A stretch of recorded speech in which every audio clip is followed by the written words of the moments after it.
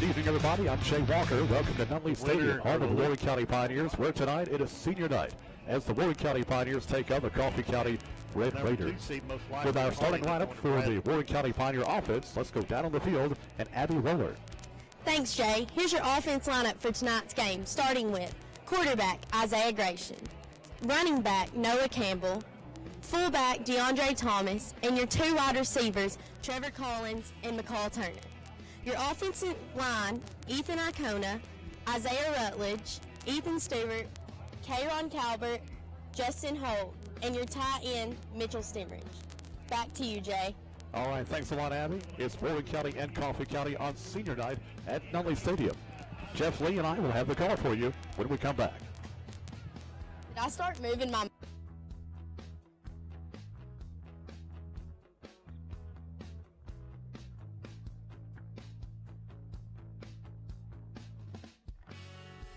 Today and drive for the second chance.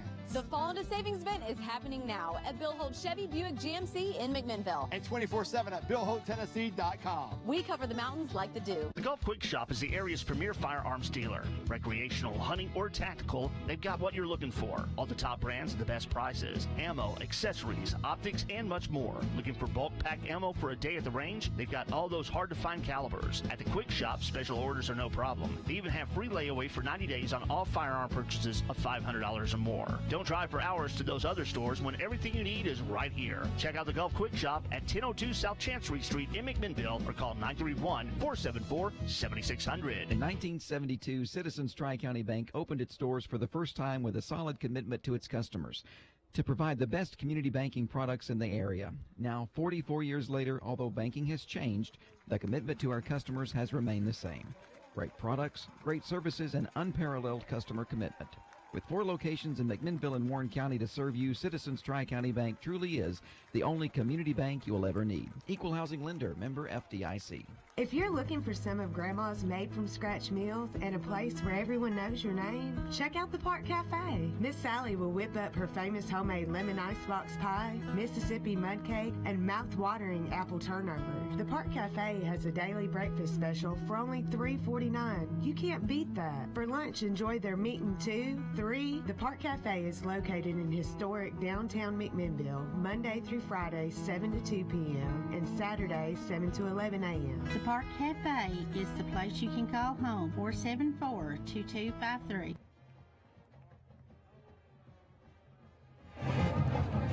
Back at Nutley Stadium, still plenty of room for you if you want to come out and see some football this evening. It's your last chance to see the Pioneers in this stadium. We've got a couple of trips to Murfreesboro coming up. We'll go to Siegel next week, and the following week we'll travel to Blackman. So your last chance to see a home game here at Nutley Stadium. And crowd, well, let's just say we're down a bit from the last game, which was homecoming, I believe. Yeah, a lot of it's probably people still on fall break traveling, and it's haven't got back yet. And I tell you what, the weather's perfect tonight, and it really is. Beautiful night. It's a beautiful night. Much like we had last week up at Sequatchie County. So a beautiful evening. Warren County in all red this evening. Well, not all red. Red jerseys with white numerals, red football pants, blue helmets. Coffee County, white jerseys with black numerals, and red helmets, black football pants. We just had some red socks and red shoes and red helmet. We can be like the color night on the NFL. Right. Warren County's wearing the pink socks tonight in honor of Pink Out Night. And here's the kickoff. It's an onside kick. And Coffee County is going to jump on it at the 48-yard line. He bobbled it at first, but it ended up falling on it. So Pioneers trying to find a little trickery to start the game off. Again, this is Pink Out Night for breast cancer awareness. The logo in the middle of the field is pink, as are the yard lines and the 50 numbers at the 50-yard line. All right, we'll see what Coffee County comes out with. 2 receivers to the near side, 1 to the far side. Taylor is in the backfield. We'll see if he takes the snap. Already having clock troubles. Surely not. No time run off the clock there. And so the referee is going to come over and try to get with the clock operator. Clock's being operated on the sideline. Well, not the first time we've had clock problems here at Nunley Stadium, although this year it's behaved pretty well. Worked pretty well there, and not sure.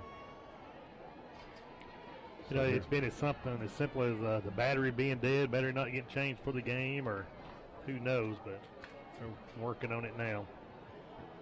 Hopefully they can get that worked out. So the opening kickoff was an onside kick. We do have on the scoreboard tonight the 3 timeouts on each side. That's so right. We got that working. They got that fixed. So that's a good thing. We don't have the play clocks anymore. We had them down here at either end for several years, but most of the time they weren't used. They didn't work, so they finally just took them out. They left the poles up for them, but well, we got an official coming up to the box now to see what he can get worked out. Okay, so they may have to operate the clock from upstairs. So he's hurrying up those steps, and I'll tell you what, when you hurry up those steps, you're going to be out of breath when you get up to the press box. I don't hurry up the steps. I walk up and still out of breath. Because you got more steps when you get to the press box. Yeah. Not like the hill last week in Squatchy. That was a big hill. No, that was a pretty good little hill to climb. So a stoppage in play here after the opening kickoff as we've got clock problems. No time ran off the clock here in the kickoff. Should have been probably at least 5 seconds or so. You would think. So the clock operator is up in the press box. There's a score update. I know it's early, but What'd you say? Hardin Valley 3, Bradley Central 0 in the first quarter. Bradley Central is still undefeated in the East region, so we'll keep up with them in Maryville and see how everything's going over there. Yeah, again, the loser of this game will most likely go to Maryville. We went there last year. Wasn't a bad experience, really, although Warren County did lose, but it's probably the best game Warren County played all year. I don't think we'll get that same reception this week. I Probably really not. believe Maryville was overlooking us last year. They may have been. All right, I think we're ready for action. You've got Rozier in the backfield. Taylor also back there. Looks like Taylor will take the snap. Actually, Taylor's going to be in the slot to the near side. 3 receivers to the near side. Man in motion. They give to the motion man. Being chased to the sideline. Gets away from one man. Now he's going to go down. Gain of only, I don't know if he picked up anything. He got a yard. He had K-Ron chasing him from behind. Got away from him, but a lot of red jerseys coming in to help out. He'll get about a half a yard. We'll still call it 2nd and 10. Ball just shy of the Coffee County 49-yard line. On the carry, that was Trace Bryant. Going in motion, taking the handoff.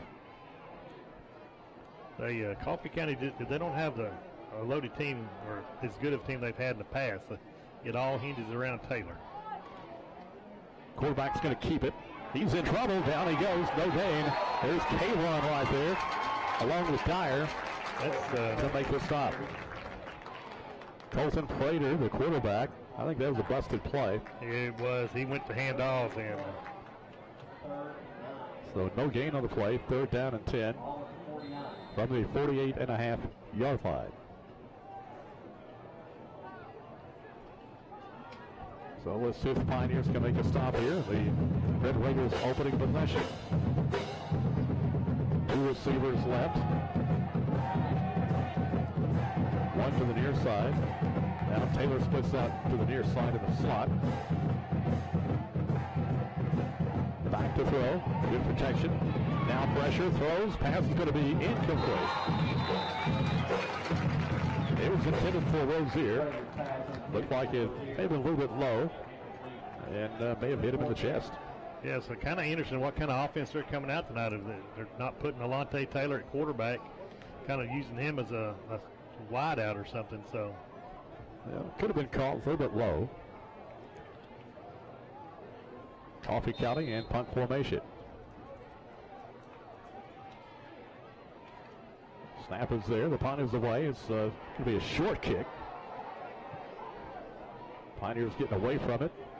It'll roll inside the 25 and go out of bounds at the 23. So 1st and 10 Pioneers from their own 23-yard line. Well, popcorn smells good. Oh, it sure does. So we'll see what the Pioneers can do offensively on this opening possession. You know, about everything last week went through Isaiah, whether it be on the ground game, passing, and he accounted for almost 400 yards of offense. I'm sure the Pioneers threw it all over the field second half last week. Very effective. We'll see if they come out like that. Doesn't look like they're going to. Coming back in the shotgun. Trips. Pass is going to be caught at the 33-yard line. That should be enough for a first down. That was Trent Westover making the catch. We hadn't heard that name before. He is a senior playing on senior night. They're going to mark it just short of the first down. It'll be second down and inches.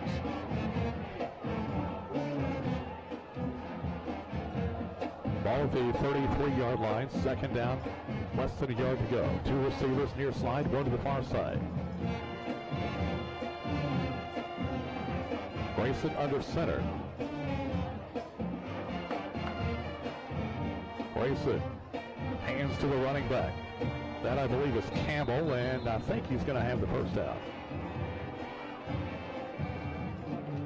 Actually, that's Rabideau on the carry. It'll be a first down for the Pioneers. Get that 1 hard yard, we got a first down. That's all we needed. First and 10 Pioneers from their own 34.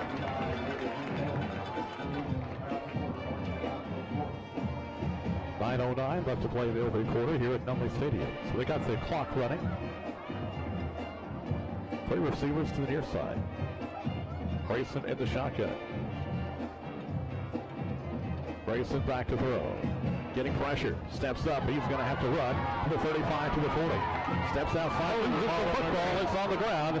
And the Red Raiders have recovered at the 36.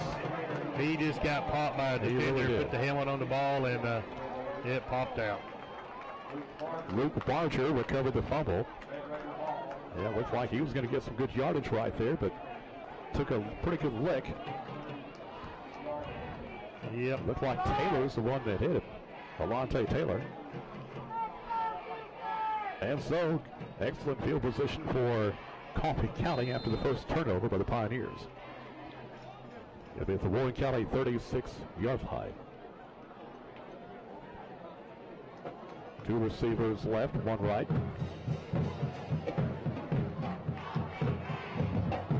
They fake to Taylor. Pass is going to be incomplete. Looked like intended for the Aaron Rose here. And the quarterback, Prater, misfires. Well, we still haven't seen Taylor run the ball yet. No, I think they're using him as a running back and a wide out right now.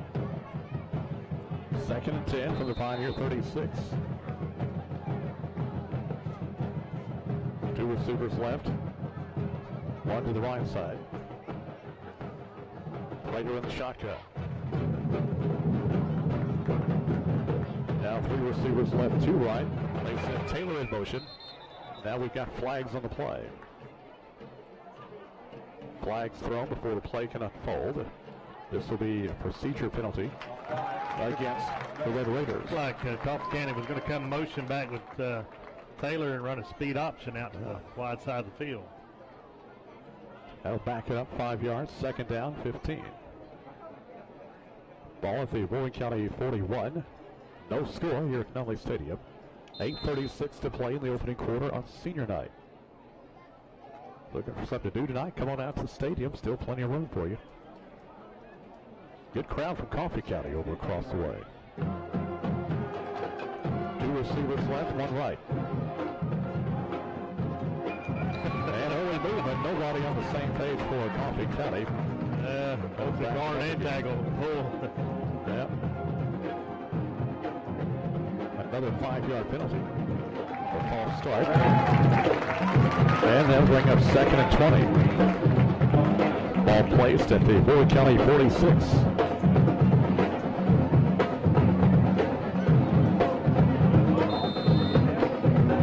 So Red Raiders having their share of problems here in the early going.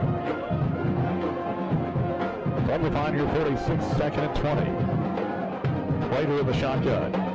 He hands it off to Rozier, nowhere to go. He's going to be dropped back at the 49-yard line. Hawkins getting back there, making the hit for the Pioneers. They'll mark him at the 48. I'll tell you what, nothing going right for Coffee County right now. It'll be 3rd and 21. Make that 3rd and 22. He lost a yard, lost a couple. So 3rd and 22. Prater in the shotgun. 3 receivers left, 2 right. Prater going to keep it. Up the middle he goes. A little bit of running room, but not near enough. He is going to go down at the 40-yard line. That'll bring up 4th down. Quarterback draw for Prater.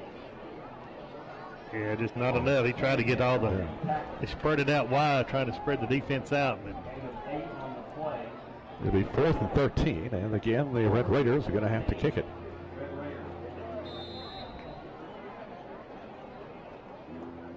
Pablo Sands in to punt. Snap is there. The punt is away. Takes the Coffee County roll inside the 5-yard line. It'll be down at the 3, looks like. Yeah, that's a good punt there. It was. They'll mark him at the 5. Looks like it's a Red Raider touched the ball at the 5-yard line. So Warren County is pinned back deep in its own territory. They'll start from their own 5. 7:08 to go in the opening quarter. No score as Warren County takes on Coffee County in region play. Each team comes in with 1 win. Coffee County beat Tullahoma in the Coffee Pot game earlier. Warren County's win came over Lebanon.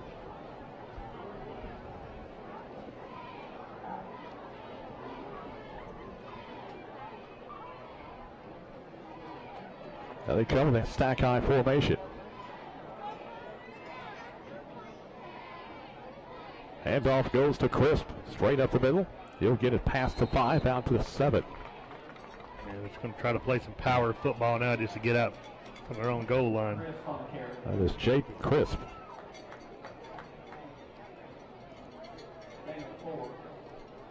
That'll bring up 2nd down 6. Next Friday night we go to Murfreesboro at Siegel. First time Warren County has played at Siegel in football. Stack high formation. Give goes to the fullback. Straight ahead. Not a bad run there. He's going to be about a yard shy of the first down. That is Thomas. DeAndre Thomas. Getting some tough yards. It'll be 3rd and 1. Run there. Warren County trying to just power football to get it out from the goal line, and they'll start trying to open up a little bit. 3rd and 1. 1 receiver to the near side. Stack high formation.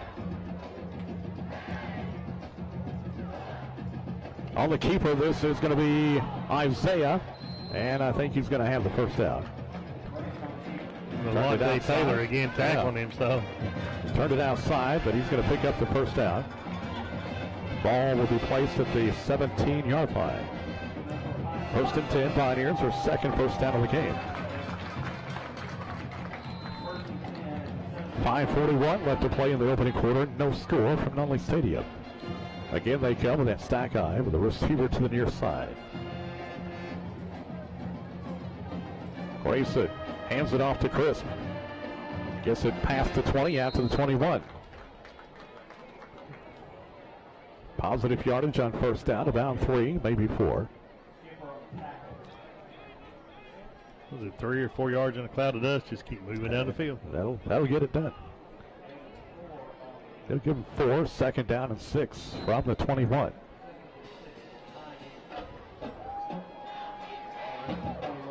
Now Turner splits that wide right. Backs in the stack eye formation.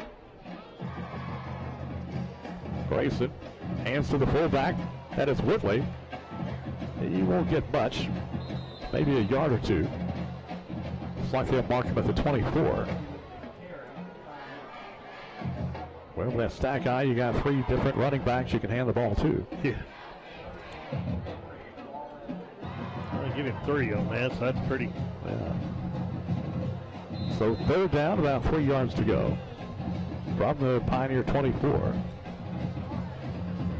So Warren County looks content to just grind this one out. Now they come with a basic I formation. Give again to the fullback. This is Thomas. He will have the first down as he works it out to the 29-yard line. DeAndre Thomas. Like his helmet come off there in that scrum there. So just pounding it right at Coffee County, picking up another first down. 4 minutes left to play in the opening quarter, in a fast-moving quarter. 1st and 10 Pioneers from their own 29. This drive started at the Pioneer 5. Got illegal substitution. And we can see Coach Moore. He was showing some frustration. Yeah. This is a get-back warning, a sideline warning. I thought it was going to be because we had 11 in the huddle and then 1. Yeah. Now timeout is going to be asked for. 3:48 to go. The timeout, your score. Warren County nothing, Coffee County nothing. Back in a moment.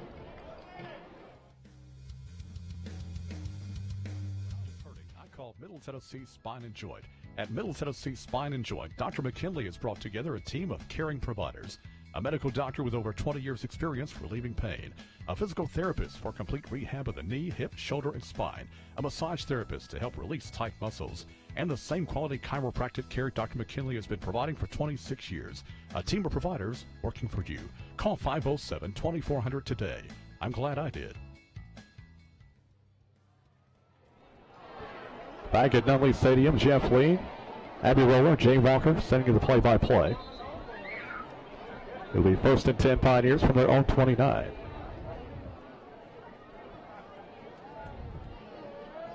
Looks like they're going to come with that stack eye formation again. So far, Coffee County hadn't been able to stop it. We'd been grinding 3 or 4 yards at a pop with it.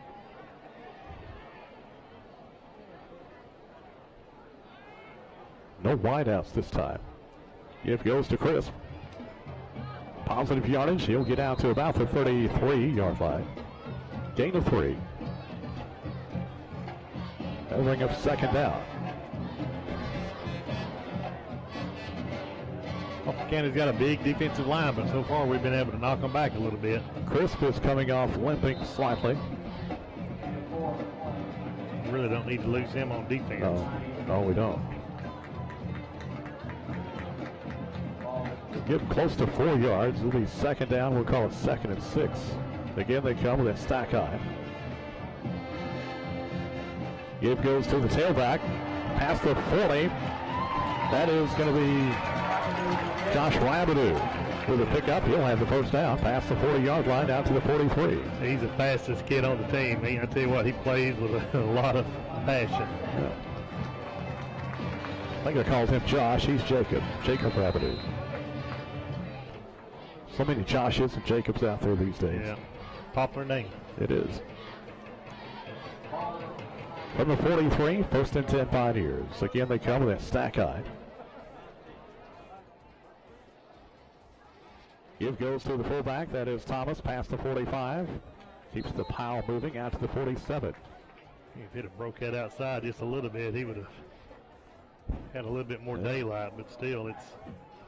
Tell you what, we are eating time in this quarter. It's already done. 2:28 left. And clock running. Controlling the ball. Still no score here at Nunley Stadium. We're in the opening quarter on senior night.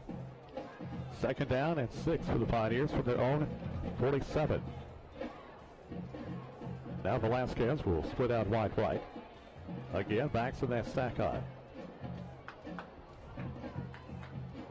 Ball. Loose ball. Let's see who's got it. I think the Pioneers have jumped on it. Just a bad snap, bad exchange. No gain on the play. It's going to be third down. And about 6 yards to go. A play like that can really mess everything up. Oh, can it though? 3rd and 6 from the Pioneer 47. 2 receivers to the near side. Backs in the eye. Grayson under center. Grayson hands to, no, he's going to keep it now, pitches to Rabideau, past the 50 to the 45-yard line, spin move and gets it down to the 42. First down, Pioneers. Good job right there. I'm wondering when they were going to try something outside. They kept on that inside of that stack. Yeah, fake the dive play to Thomas. He pitched to Rabideau just as he's about to get leveled. Ball at the 43-yard line in Raider territory. It's 1st and 10. Getting down to the 1 minute mark here in the first quarter. Pioneers just pounding it right at the Red Raiders. Yeah, keeping the Red Raiders offense off the field here. Yeah. That's a 2 receivers left, 1 right. Back to throw. Pass is going to be intercepted at the 30-yard line. That was just a bad pass by Isaiah there. He just threw it high enough. Yeah, Trace Bryant coming down with it for Coffee County. Second turnover of the game for the Pioneers. They'll mark it at the 31-yard line. 1st and 10 Red Raiders. So the Pioneers had something good going and tried to throw it, and timing a little bit off.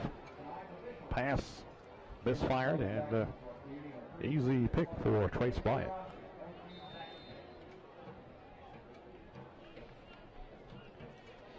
Oh, that's a drive killer for sure. I mean, it's just a bad pass. He let it sail, and the guy was open. From the 31, 1st and 10 Red Raiders. Prater back in the shotgun. 3 receivers left, 2 right. Prater taking the snap, drops back. Good protection, throws over the middle. It is going to be incomplete, intended for Rozier.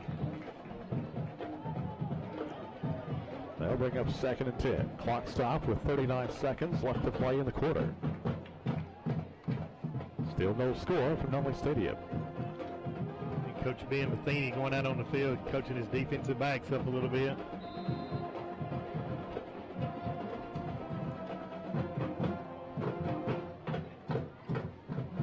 Still haven't seen Alante Taylor run the ball yet. Makes you wonder what's up their sleeve. Yeah, you know, and earlier, some other earlier games we didn't see him and thought he may have been hurt, but Taylor now going in motion. now they're going to run. Prater going to keep it, turns it upfield. He'll get it out to about the 33. Gain of a couple. That'll bring up 3rd down.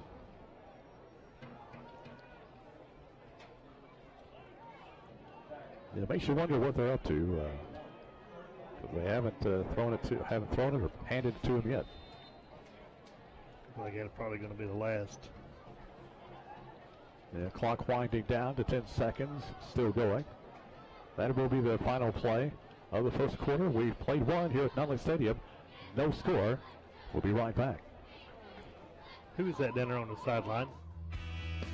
Fall Fashions at Tiger Lily Boutique. We are your premier boutique in Warren County, offering trendy and on-point fashions, as well as the latest home decor and gifts. Tiger Lily is proud to announce that we offer exclusive lines like Eliza Dean, Home Tea, Others Follow, White Crow, and Bidstew. We also offer boho bags and the Southern Firefly candles made in Nashville. Caitlin and Catherine invite you all to come in and check out the latest in fall fashion and home decor at 1007 Smithville Highway in McMinnville. Also visit our booth at the Bell Buckle Craft Show on October 15th and 16th.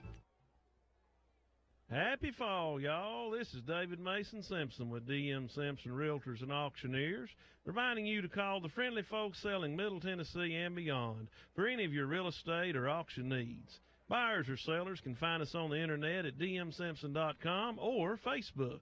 Drop in and visit with us at 303 West Main Street in McMinnville or give us a call at 473-LAND, firm number 5279.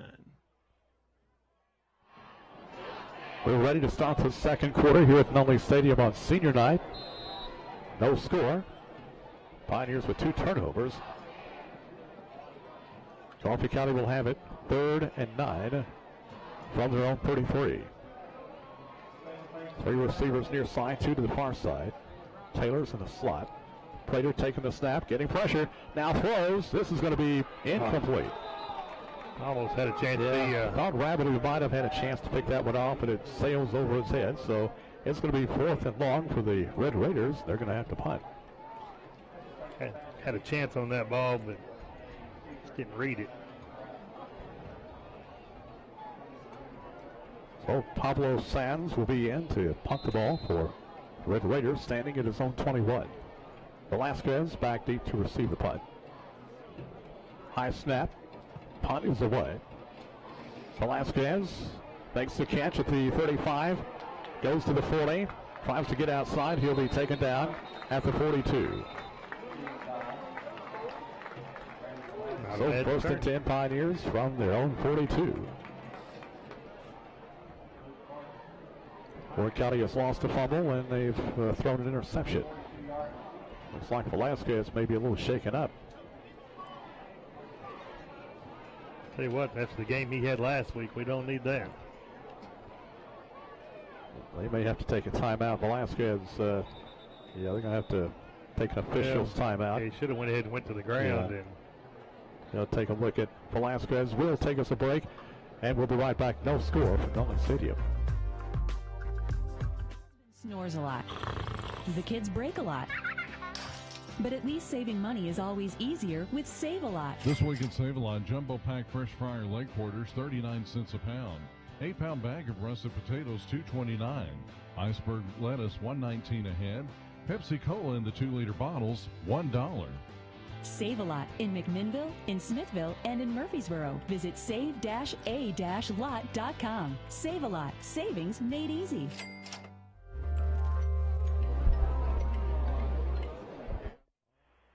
I think he tried to stay in the game, tried to get back in the huddle, but he's going to have to come out at least one play. Looks like he's walking okay, though. Yeah, it may have just got wind knocked out of him or something for a minute. 1st and 10 Pioneers from their own 42-yard line. Warren County moving from your left to your right across your radio dial as you listen.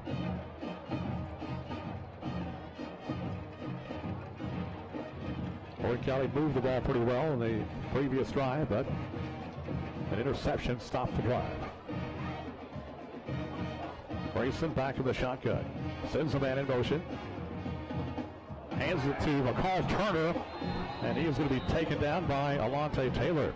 I tell you what, the right side of the offensive line there just got blew up. They were waiting for him in the backfield.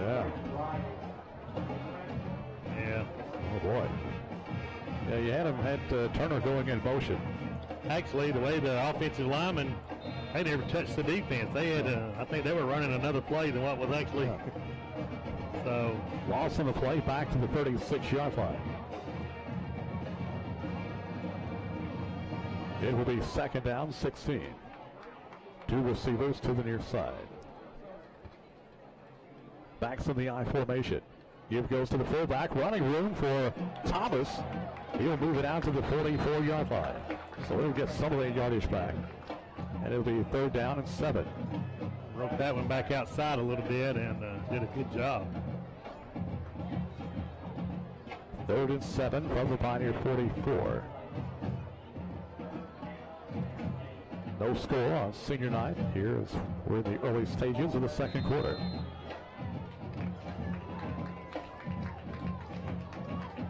Wideouts. You got 2 wideouts to the near side, 1 to the far side. Grayson in the shotgun. Now timeout is going to be asked for by the Pioneers. Timeout on the field. 10-16 to play in the half. And your score, 0-0. Maybe downsizing or upgrading from your current home. Is it just time for a change? Paul Holder Realty and Auction Company can answer all your questions about buying or selling. Paul Holder Realty and Auction Company is a family-owned business that's been serving Middle Tennessee since 1955. Stop by their office today at 108 East Main Street in McMinnville, or you can call at 473-7321 to get the area's hardest-working real estate company working for you. Firm license number 33. Back at Nunley Stadium, the Pioneers will have it 3rd down and 7 from their own 44-yard line. They'll come with 2 receivers to the far side, 1 to the near side. Some confusion on that timeout, but Gillespie's got hurt, whether or not it was an official timeout or a Pioneer timeout. Grayson in the shotgun, takes the snap, rolls left, being chased. Now he'll throw, got a man open. That will be almost intercepted, a flag on the play. I get a flag way back in here. I don't know if that's going to be defensive holding or... That was Alante Taylor making the play. He jumped a mile high to knock that one down. It almost came down. I thought he was going to come down with it. Flag came from the secondary.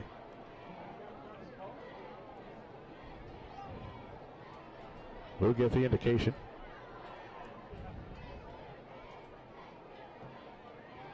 Offensive pass interference. Wow. Don't see that much. I'll force a punt for the Pioneers in. Well, a little chicken fight going on between Turner and Bryant. I don't see enough to call that, but... No. Well, it's going to be 3rd down. They'll put the ball back at the 44-yard line. They may have declined that. No, still 3rd down. No, it's 4th down. They did decline it. Yeah, declined it, 4th down. So Warren County is going to punt. Jacob Morin to punt the ball away, standing at his own 32.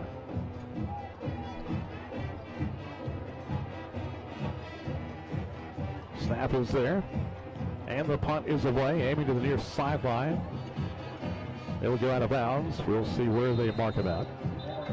It'll be the 26-yard line.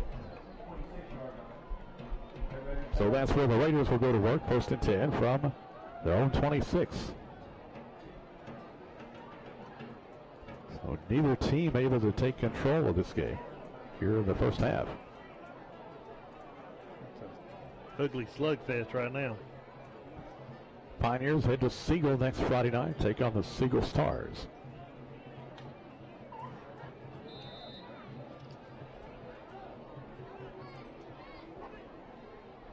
Here come the Red Raiders, 1st and 10 from their own 26. They'll come with 2 receivers to the near side, 1 to the far side. Taylor in the shotgun now sends receivers to either side. Prater taking the snap, quick pass to the far side. That is Alante Taylor, gets the block, turns it inside. Now he'll go down just past the 30-yard line. First touch of the ball for Taylor tonight. And it's as a receiver, so. He's grown some since his freshman year. He was a tall kid even then. Yeah, he's pretty well dominated this game the last 2 years. And 2nd down, 5. Prater. Taylor's going to pitch it. And this will be a 1st down, as it looks like Taylor just improvised. He pitched it to Rozier. That was a very improvised. He was hitting the backfield, and they had Taylor pinned in. He just flipped it to De'Aaron Rozier, and Rozier was able to pick up the 1st down. A double pitch. Here they had him as we look at the replay up here in the booth. That could be dangerous. Yeah, it was a good play then, but it's not one that the coaches approve of. Prater taking the snap. He's going to keep it. Now he'll pitch it. And Rozier will run out of bounds over across the way. I don't think he picked up any yardage. May have even lost a little bit. Yeah, you'll lose about 3. It'll be 2nd down. Well, 2nd and 12. You lost a couple. Actually, he did lose 3. Back to the 35. So 2nd and 13. 8:59 left to play in the opening quarter. Still no score for Nunley Stadium. I'll tell you what, both of these teams are just dragging this play clock down. This is a slow-moving game. Prater taking the snaps, going to hand it off to Rozier, trying the far side. Gets away from one man. Now he'll be pushed out of bounds. We've got a flag on the play. Maybe a horse collar on us. Might be, although the He let go. Yeah, he let go. And he was not the one that made the tackle, but they may call it anyway.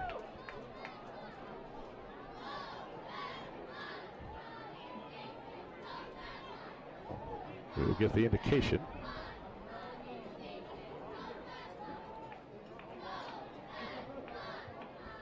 Well, we call it face mask. So face mask is the indication. He didn't indicate personal foul.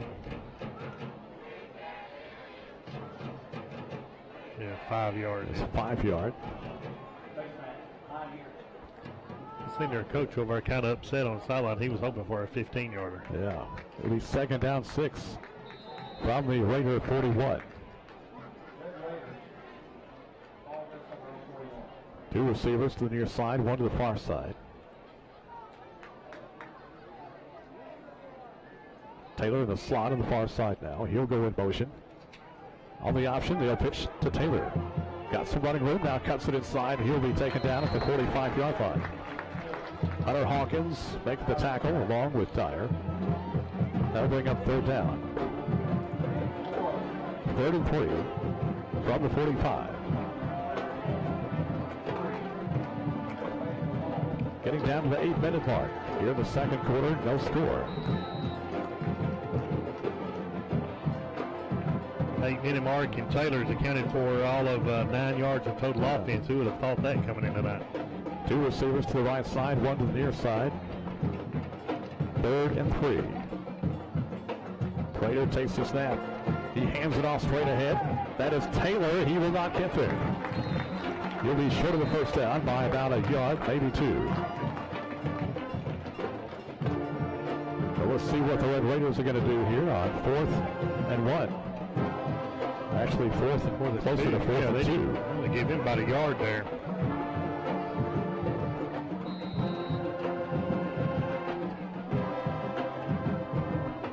Looks like they're going to go for it on 4th and 2. Probably want to put it in the hands of the playmaker, Taylor. Well, they're going to take a timeout. Timeout calls, just under 7 minutes to play in the 2nd quarter, and your score, Warren County nothing, Coffee County nothing. Back in a moment. A trip to the bank? No worries. First National Bank introduces mobile deposit, convenient deposits, and 0 trips to the bank. First National Bank's mobile deposits is now available at no cost to mobile banking customers. Save yourself a trip to the bank and deposit checks directly from your mobile device. Save your time by signing up today. Is mobile deposit right for you? Just call First National Bank today at 473-4402. First National Bank, proudly serving Warren and Rutherford counties, member FDIC, and an equal housing lender. And while we've got a moment, a word of congratulations to our resident soccer player down there, Abby Roller, as the Lady Pioneers are runners-up in the district. Congratulations, Abby. Thank you. You didn't even have to get a yellow card. No, not in the game against Cookeville, but I did in Stone. It's going to be 4th and 2. Red Raiders going for it from their own 46. Prater trying to hard count, trying to draw them off sides. Now changing the play. He'll send Rozier in motion. Give goes to Rozier. He'll have the 1st down as he works it past midfield to the 49-yard line in Pioneer territory. It's their first down of the night, I think, right? 2nd. Wow. 2nd first down of the evening for the Red Raiders. Ball sitting just on the Pioneer side of the 50. 2 receivers right, 1 left. Prater back in the shotgun. Now 3 receivers to the right, 2 to the left. Taylor in motion. Give goes to Taylor, trying the near side. Makes one man miss. He'll go down at the 45-yard line. Dyer getting in there, making the tackle. They're keeping him under wraps. So far, they've contained him. It'll be 2nd down and 5.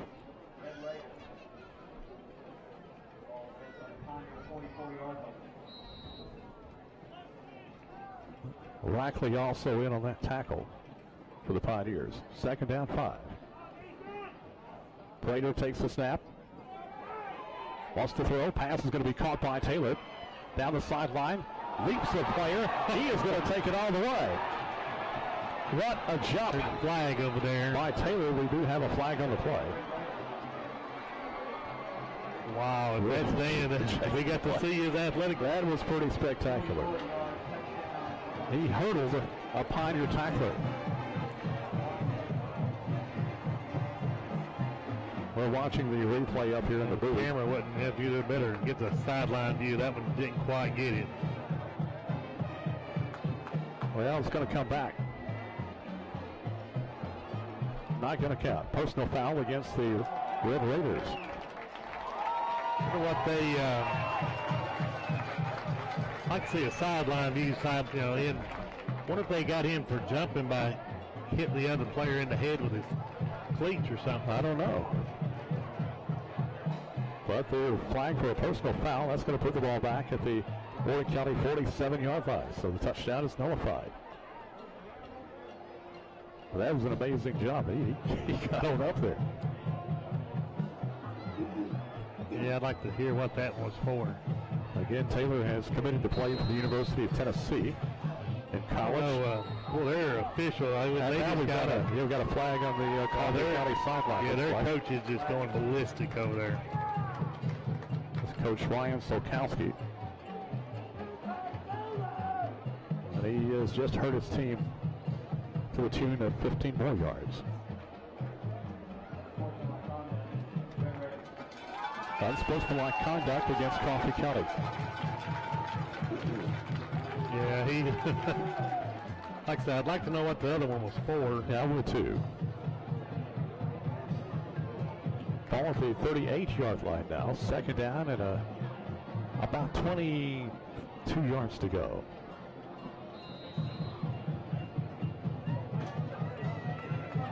That ended up being about a 45-yard penalty then, or actually a 55-yard penalty.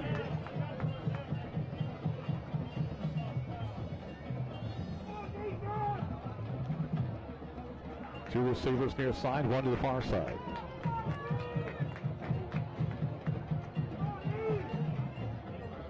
Quick pass to the near side is going to be incomplete. He was trying to hit Tyrese McGee on a quick out, and he overshoots it. See what Rackley did a good job of reading that and jumped upfield around the blocker. Even if he had caught it, he was going to be dropped for a loss.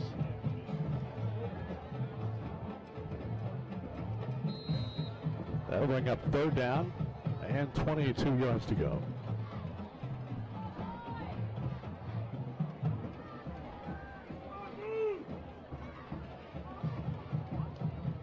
Two receivers near side, three near side now, two to the far side. Oh, we did not. We had a flag. They're going to get Pioneers for jumping into neutral zone, but I didn't think they. I saw movement on the offense, so we'll see. Yep. That's going to be a false start penalty against the Raiders.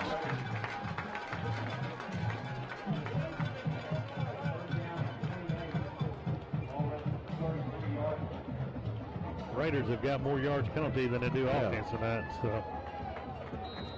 That'll put it back at the 33-yard line. So third and 28 from their own 33. Not many calls in the book for that. Nope. Two receivers right, three left. Prater getting the play. He takes the snap, going to keep it and run it. He'll be taken down at the 43-yard line. Far short of the first down, so the Raiders going to have to punt.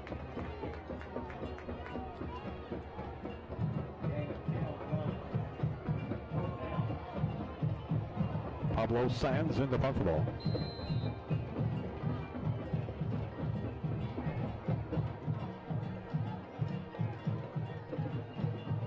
Punt is away. Fair catch call for and made by Velasquez. He got a flag on the play. Fair catch made at the 27. We'll check the penalty.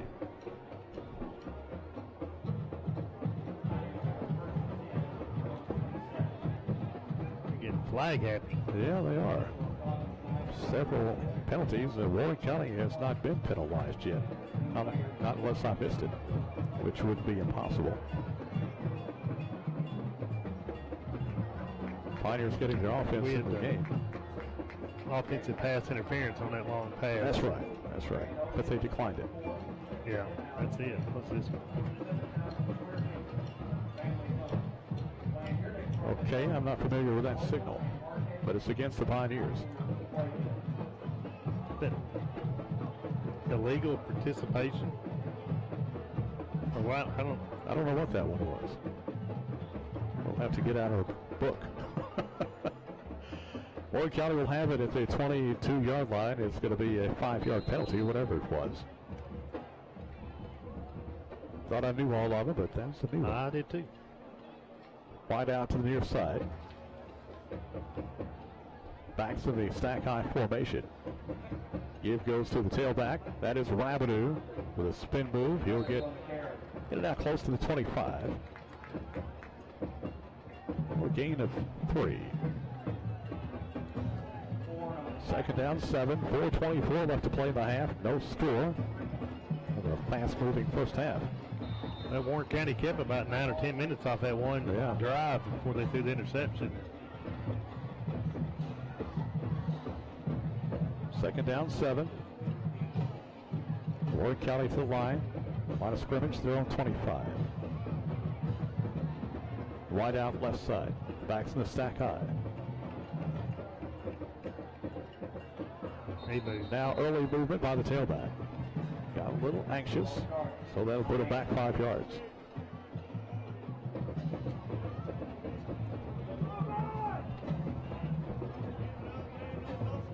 That'll put it back at the 20-yard line. It'll be second down and 12. It's not showing a lot of emotion out of either team tonight, huh? No.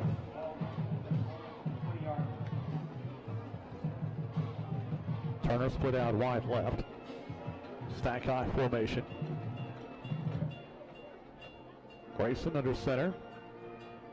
He is going to keep it. Grayson trying to get to the edge. Gets some yardage. He's to the 30 and out of bounds. Let's see if he's got the first down. Looks like they're going to mark him short. I think they're going to say he stepped out of bounds at the 29. Good effort by Grayson to get away from the tackler. Looked like they had it back there. Actually looked like a busted play. He was trying to hand the ball off and didn't make it. He just kept it win. And Taylor and Rozier chasing him in the backfield. It's going to be 3rd and 3 from the Pioneer 29. Like Rabideau said, I don't.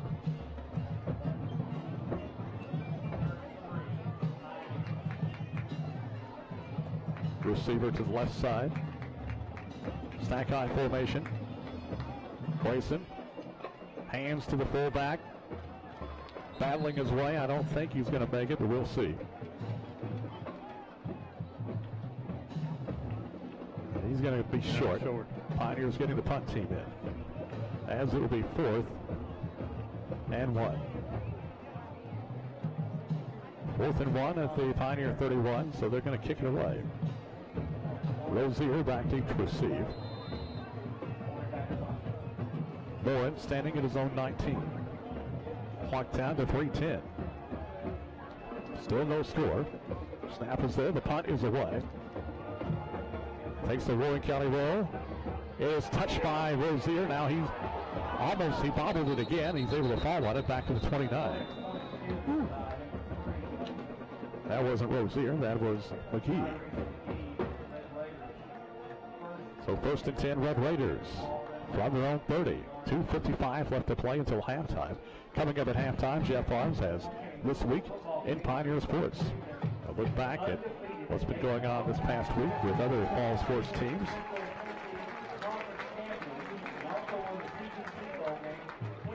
PA announcer announcing that the middle school team went 8-0. They sure did. Won the CTC championship in the bowl game on Saturday. So congratulations to Coach Donnie Harris and the middle school Pioneers.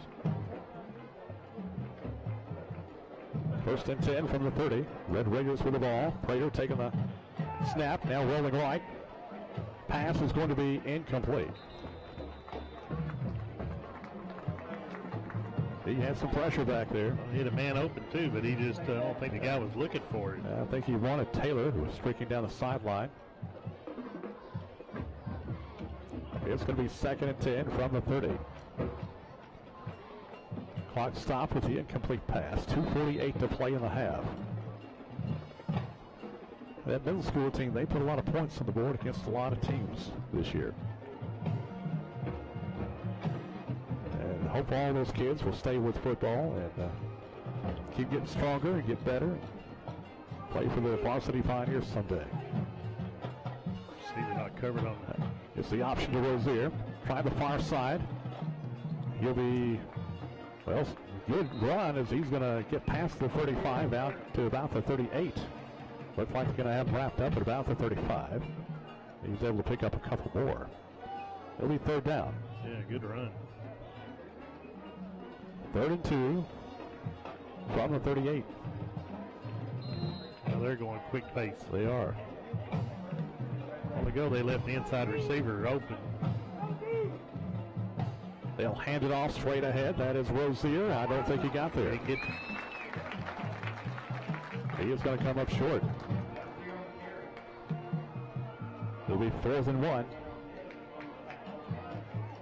Ball just short of the 40-yard line. And let's see. Looks like they're going to go for it. They may take a timeout, talk about it. 1:48 to go. They're going to go for it, apparently. See, the white hat referee, he spotted the ball, ran back, but it was a good 5 or 10 seconds before he actually started the play clock. They're going to take a timeout. 1.5 minutes. No. They sprint to the line. Going for it on 4th and 1. So you got that inside receiver on the top up there. Now they'll take a timeout. Red Raiders take a timeout. We'll take it with them. Still no score from Nutley Stadium. Physical.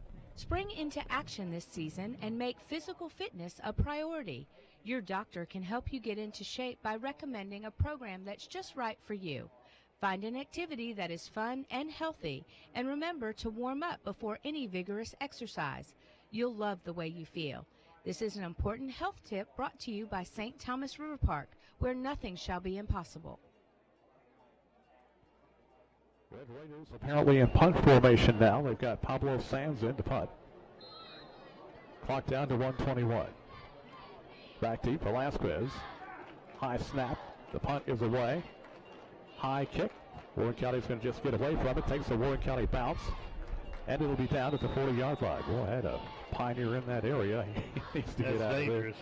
of there. We got a clarification on that touchdown that was called back. In high school football, you cannot hurdle I did not know that. Did not know that. In high school, they see that as a safety issue and can't do it. Looked good, looked pretty. It did. Well, he'll be able to do that in a couple of years. Yeah, I guess he can put that on his college. So, other than that, that was the reason. Okay. 1:11 showing on the clock. Pioneers come with 2 receivers to the near side. Bryson under center. Bryson hands it off. Rabidou makes one man miss, but he is going to be hemmed in at the 40-yard line. No gain. He was hit 2 yards in the backfield. Yeah. Warren County will get the kickoff to begin the second half, so looks like they're not too worried about this particular possession. Warren County's not been a very fast-paced offense all year, so this is nothing new. 46 seconds, clock running. Warren County will have it at their own 40-yard line. Coming at halftime, Abby Roller will try to get a word with Coach Moore as he's going off the field. We'll try. Grayson under center. Grayson hands to the tailback, Rabidou. Takes a pretty good lick. He'll pick up about 2, maybe 3. Good hit. That may have been the final play of the half. Clock down to 11 seconds. That's going to be the final play of the first half. So we have had a scoreless first half here at Numley Stadium. Warren County and Coffee County battling it out.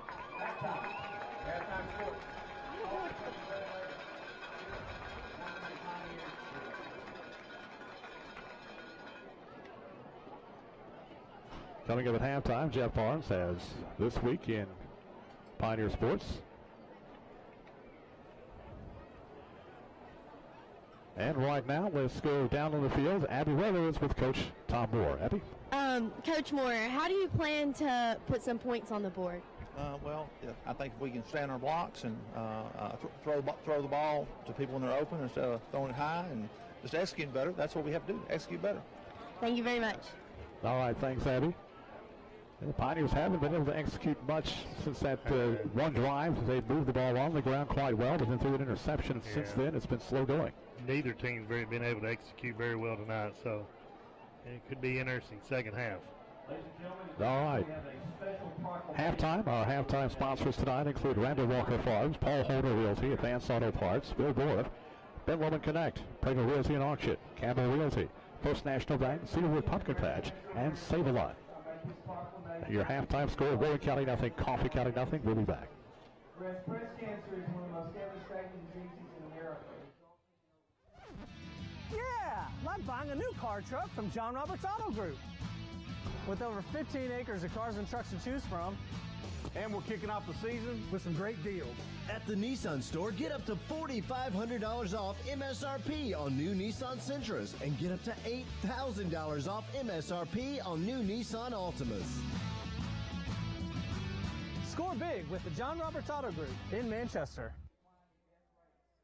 Prater Realty and Auction is hosting the 8th Annual Fall Consignment Sale, Saturday, October 29th at 9 a.m. The sale will be located at the Highway 55 Bypass and Keel Drive in McMinnville. Farm, nursery, and construction equipment of all types will be up for bid. John Deere and International Tractors, livestock and lowboy trailers, hay balers, and many more. Accepting consignments from Wednesday, October 26th through Friday, October 28th. Absolutely no consignments the day of the sale. That's Saturday, October 29th at 9 a.m. on the Highway 55 Bypass and Keel Drive, firm number 4968. Did you know that you don't have to be a farmer or a member to shop at Warren Farmers Co-op? Co-op offers quality products and services for all types of people. Pet owners, horse enthusiasts, gardeners, home and auto owners, also hunters, and anyone else who enjoys the rural lifestyle. Come by 1839 South Chancery Street in McMinnville and see what the Co-op has to offer you. Their hours are 7 to 5 weekdays and 7 to noon Saturday. Call 668-4151. You'll always be welcome at Warren Farmers Co-op, your hometown store. Natural gas home builders put comfort, economy, and energy efficiency first. Did it 30 years ago, they do it today. Natural gas home builders build homes they can sell. That means homes Tennesseans want to buy. Did it 30 years ago, they do it today. That's important because when the time comes for you to sell, your natural gas home is the home Tennesseans will want to buy. It's your home, it's your money. Yesterday, today, tomorrow. Natural gas. Call Middle Tennessee Natural Gas Utility District.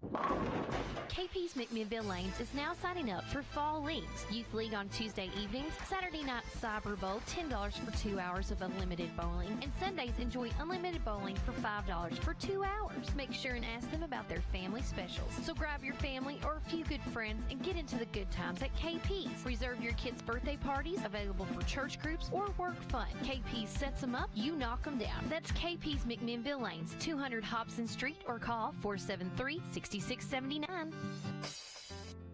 If the worst should ever happen and a member of your family suddenly passes away, you can rest assured Heis Incorporated will be there to help in any way we can. The unexpected loss of a loved one is one of life's most difficult challenges. There are no words that will completely remove the pain, but sometimes it really helps to have a trusted friend who is always ready to listen. Heis Incorporated, serving McMinnville and the surrounding areas since 1925. We serve because we care. Hi, I'm Roy Williams, owner of Williams Wholesale Supply. I want to take this opportunity to thank the City of McMinnville and Warren County for welcoming us to your community. We are an electrical, plumbing, and lighting distributor located at 1830 Beersheba Highway in the old Foodland building. If you have a new building project or just remodeling, we want to be your partner for all your electrical, plumbing, or lighting needs. We can take care of all your needs at our one-stop location. Come and visit our location and our friendly staff at 1830 Beersheba Highway. Thank you, and go Pioneers. It's halftime at Dunley Stadium. Still no score. Just a defensive struggle here on senior night. Right now, Jeff Barnes has This Week in Pioneer Sports. This is Donna Campbell from Campbell Realty. For the past 18 years, Campbell Realty has been a part of the real estate scene in Warren and surrounding counties. Right now, our market is hot.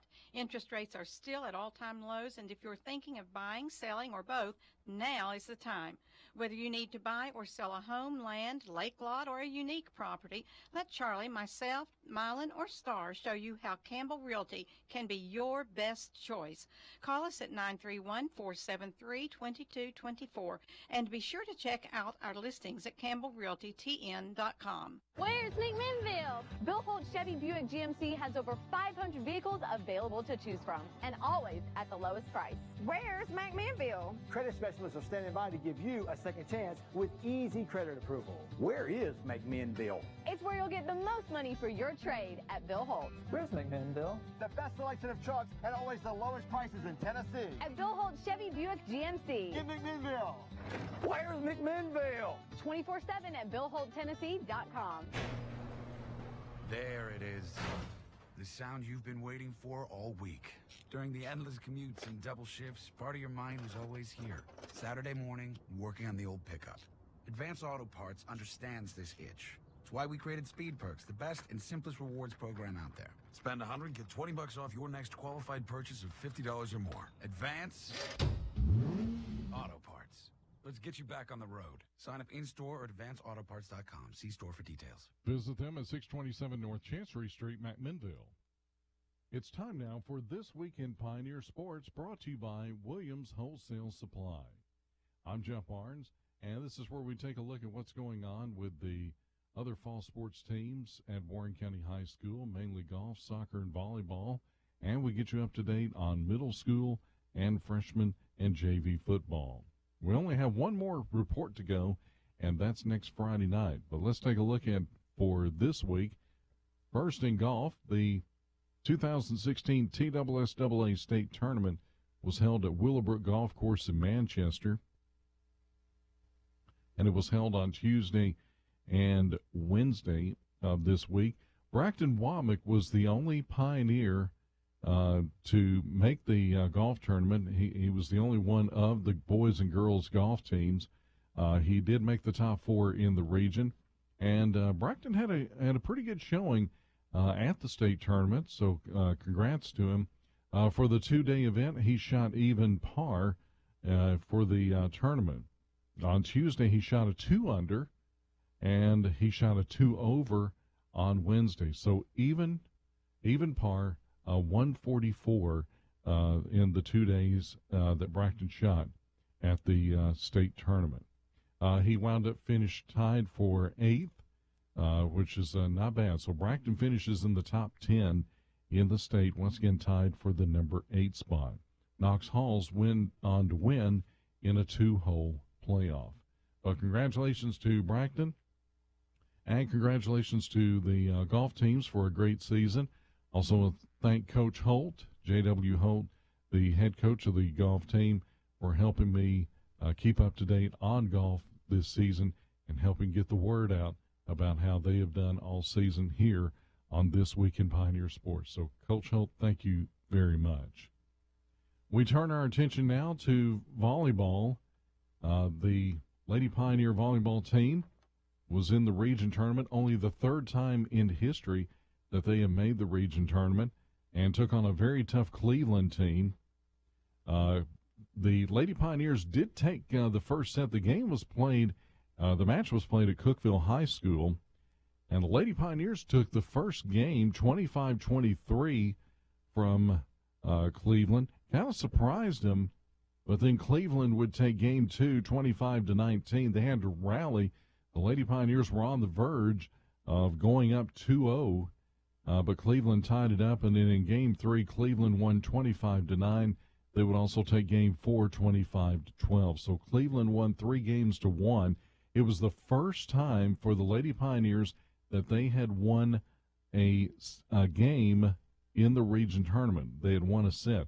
That is the first time in history that the Lady Pioneers had won that. So congrats to them, and congratulations to them on a good season. All region award winners, Brooke Murphy and Skylar Youngblood, congratulations. They received all region honors. And Coach Rogers had some great things to say. Said the seniors remained leaders and kept encouraging the younger players. Girls legitimately had fun playing their last match together as a team. The team was literally a team for the record books. Once again, only the 3rd time that they had made the region tournament, and winning their first set ever in the region tournament in Warren County High School volleyball history. Coach Rogers goes on to say she couldn't be more proud of the way the season turned out, and she's looking forward to next year. So the season comes to an end for the Lady Pioneer volleyball team. I want to thank Coach Rogers, Coach Katie Rogers, for helping me keep you up to date on how the volleyball team this year, and wish them nothing but the best going into next year. Once again, Coach Rogers, thank you very much.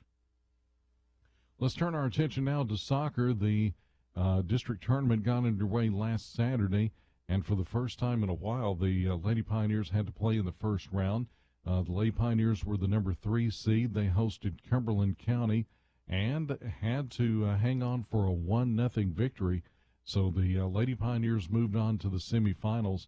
That meant they had to go to Stone Memorial to take on the number 2 seed. Now for the Lady Pioneers, they were trying to get some revenge. It was kind of questionable that Stone Memorial won against them in overtime in the regular season, but this time it was the Lady Pioneers winning over Stone Memorial 1-0. So their second straight 1-0 victory in the district tournament. So that put them in the championship game against Cookeville, but unfortunately it was Cookeville shutting out the Lady Pioneers by a score of 6-0. But the Lady Pioneers finished second, so that means they move on to the region tournament that's coming up next week. Some soccer honors: all-district first team, Abby Roller and Natalie Reed. Making the second team all-district was Bethany Porter and Emma Mulligan, and co-midfield MVP went to Sally Wilmore. So congratulations to those ladies. Next Tuesday, the Lady Pioneers will travel to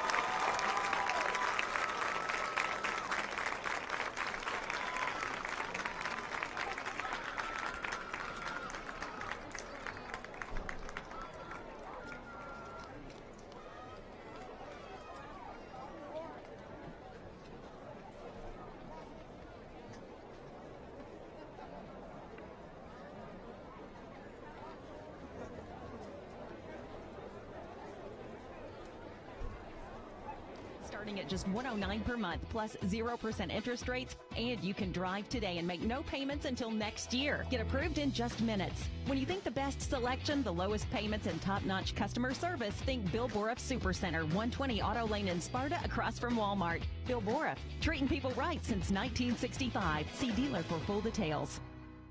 Hi, I'm Kay Foster with Foster & Foster Realty and Auction Company. A house should be more than a place to go at the end of the day. It should be a home full of comfort, warmth, and offers all that is needed to enjoy the lifestyle that you deserve. If you're looking for that perfect home, or you're wanting to sell your current one, or even if you need an auction, Foster & Foster Realty and Auction Company is here for you. We'll work hard for you, and we'll be with you every step of the way from the very beginning to the final closing and beyond. Call Foster & Foster Realty and Auction at 473-6010, and let's get started today.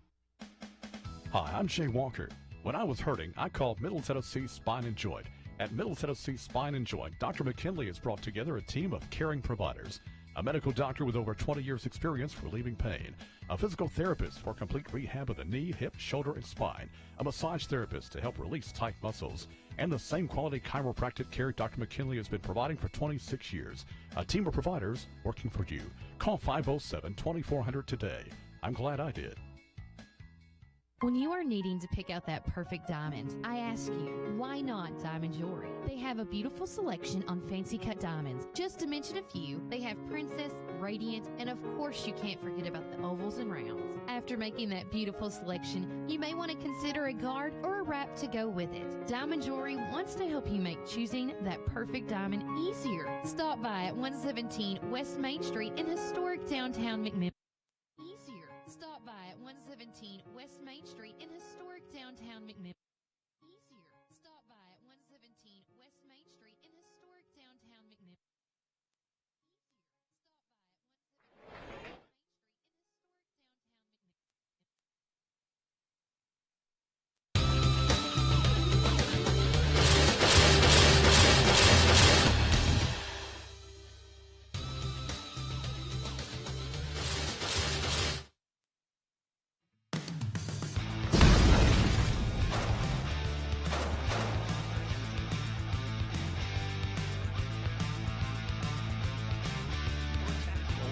What you're looking for. All the top brands at the best prices. Ammo, accessories, optics, and much more. Looking for bulk pack ammo for a day at the range? They've got all those hard-to-find calibers. At the Quick Shop, special orders are no problem. They even have free layaway for 90 days on all firearm purchases of $500 or more. Don't drive for hours to those other stores when everything you need is right here. Check out the Gulf Quick Shop at 1002 South Chancery Street in McMinnville or call 931-474-7600.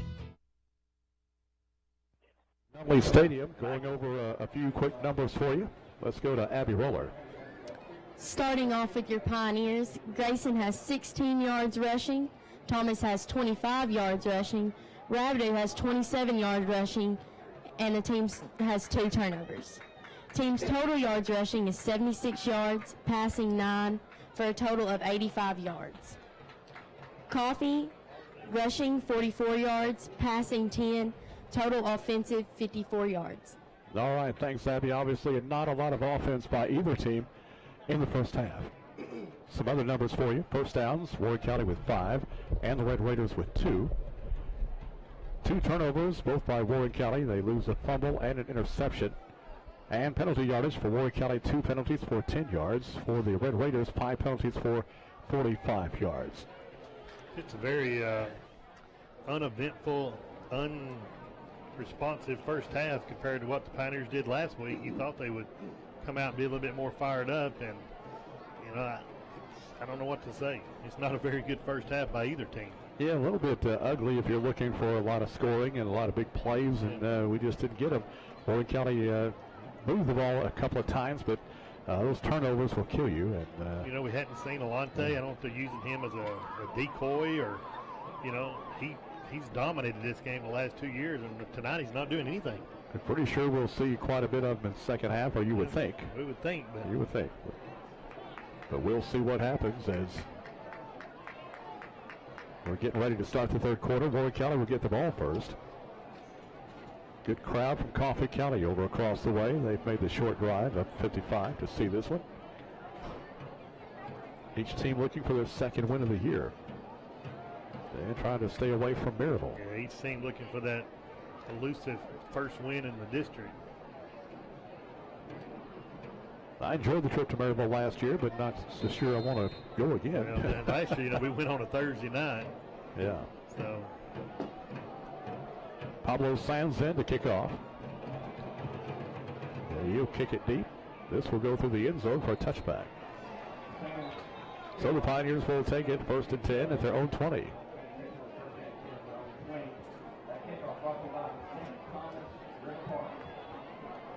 Halftime sponsors: Randall Walker Farms, Paul Holder Realty, Advanced Auto Parts, Bill Vorf, Ben Lowman Connect, Prater Realty and Auction, First National Bank, Cedarwood Pumpkin Patch, Campbell Realty, and Safe-A-Lot.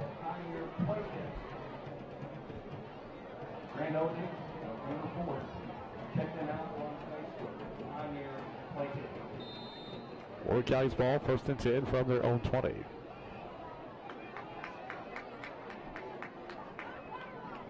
Wide out to the near side, backs in the I formation. Give goes to the tailback, that is Rabideau, nothing. Taken down at the 20 for no gain. Yeah, on that right side of the offensive line, there's just not a lot of blocking there. 2nd and 10 from the 20. Senior night here at Nutley Stadium. 17 of these kids are playing their final game at Nutley Stadium. Yeah, big class. Yeah. Now they come with 2 receivers to the left side. Backs in the eye.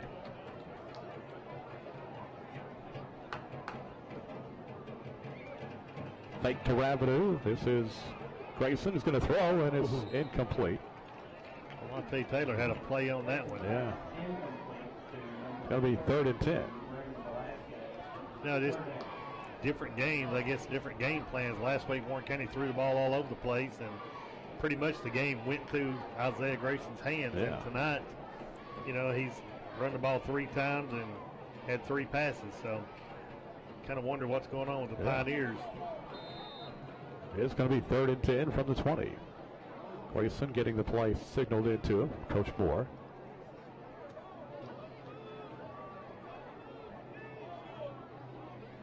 Ball on the near hash mark.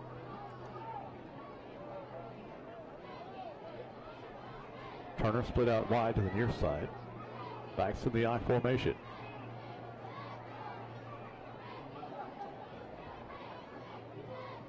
Handoff goes to Rabideau, trying to get outside. He'll get about 5 out near the 25-yard line. That's going to bring up 4th down, and the Pioneers are going to have to punt. Yeah, that just, missed blocks up front, and Pioneers are just playing like a total different team than they were last week. Morin into punt, standing at his own 13-yard line. Snap is there. The punt is away. This will take a Warwick County roll and will be down at the 36-yard line in Coffee County territory. So no return. Raiders will have it 1st and 10 from their own 36.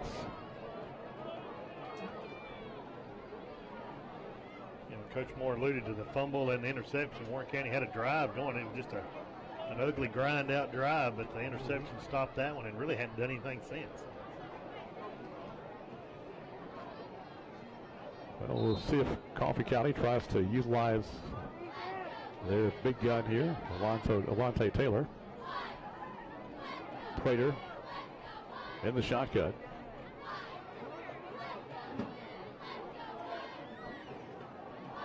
Prater takes the snap, quick pass out to the side. It's going to be caught by Taylor. Nowhere to go. No gain on the play. Actually, I think that may have been McGee making the catch.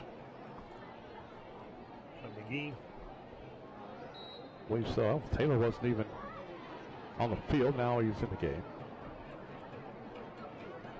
2nd down, 10. 2 receivers right, 1 left. Prater taking the snap. Rolling right, now throws, short. It's going to be caught. And not much there. He'll get maybe a yard.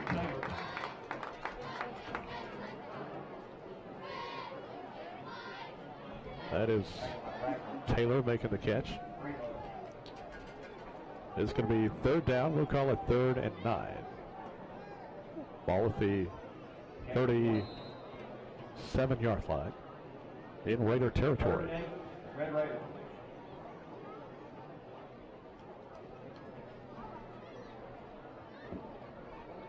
Third down 8. Raider takes the snap, cross back. Throws over the middle, is incomplete. Looked like Dyer got a hand on it. Broken up, and so it's going to be 4th and long, and the Raiders will have to punt. That wasn't going to be a first down either. No.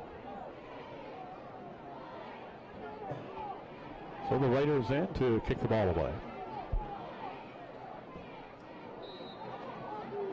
Pioneers hurrying to get a man off the field. Snap is there, and the punt is away. This one is going to roll back inside the 20. Well, Warren County probably should have fielded that one. Yeah, lost about 15 yards there just by not fielding it. It'll be down to the 17. So it'll be 1st and 10, Pioneers from their own 17. We're in the third quarter, 8:48 to go, still no score in this game. It's a nail biter. I don't know if anybody saw this coming. And we'll call to 18-yard line, 1st and 10 Pioneers.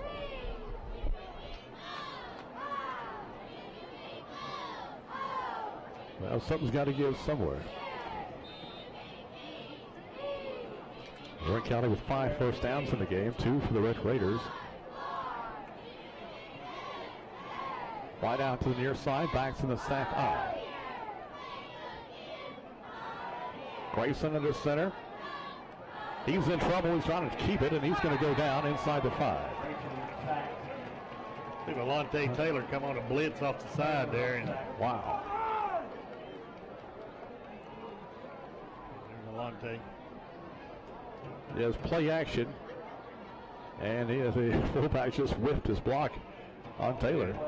I think Isaiah should have stepped up in the pocket and had to pushed him on by, but they'll mark him at the 6-yard line. It'll be 2nd down and a long way. 2nd about 22.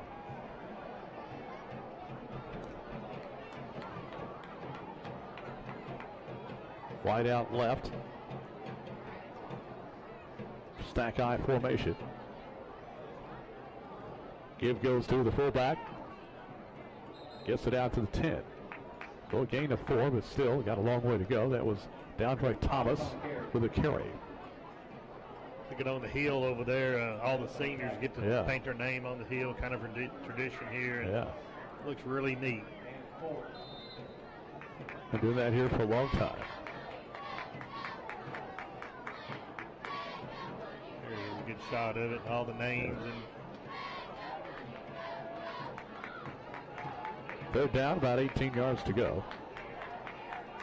They come with a stack eye formation. Grayson got to try to keep it. He won't get much, maybe 3. And so again, the Pioneers go 3 and out. Well, the offense has been just about non-existent for both teams tonight. It's just a difference in a week. The Pioneer team last week was putting up yards and points, and they can't even get a first down tonight. But neither can the Raiders. I don't know. Bowen standing at his own 2-yard line, takes the snap, and the punt is away. Line drive kick. This is going to be picked up by McGee. McGee with some running room. Now he'll be taken down at the 41-yard line in Pioneer territory. Looked like McGee might be making a mistake. Had a Pioneer on top of him, but he made a miss. He did, right on time. That was a dangerous. Good field position for the Raiders at the Pioneer 40. 6:29 to go in the third quarter. Still no score from Nutley Stadium. Last home game of the regular season. with a couple of trips to Murfreesboro coming up. Raiders come with two receivers to the right side, one to the near side. Prater in the shotgun. Now looks like Taylor will take the snap for the Wildcat. Alontae Taylor takes the snap. He's going to keep it. He'll get maybe 3. He's going to be hit and pushed back. That's kind of what we've been looking for all night. Yeah, it really is. Prater he shifted to a receiver position out in the slot. And Taylor took the snap. He'll gain 3. It's going to be 2nd down 7 from the Pioneer 37.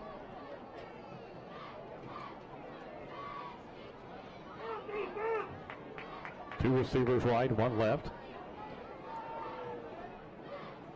This time Prater will take the snap. Prater drops back. Now throws down the sideline. It is incomplete. That was intended for Taylor. Velasquez over there to make sure he didn't bring Ez McGee, actually the intended receiver, and he was leveled by Velasquez. And the ball hit off his hand, so Prater's thrown a few passes, but they just hadn't caught him. They're down 7 from the Pioneer 37. Two receivers near side, one to the far side. Now 3 to the near side, 2 to the far side. Now Prater getting the play signaled in. And goes in motion, that's Rozier. Give goes to Rozier. Tries to get outside, nothing doing. He is taken down for no gain. And it'll be 4th down.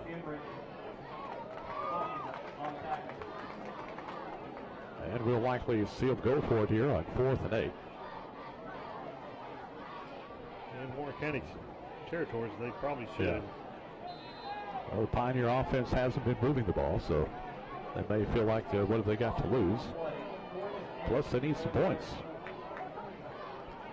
So we go for it on 4th down. We'll call 4th and 7 from the 37-yard line. Most noise we've heard out of the crowd yet. Prater getting the play in. They're going to have to take a timeout. Timeout asked for by Coffee County with timeout. 4:50 to go in the 3rd quarter. No score.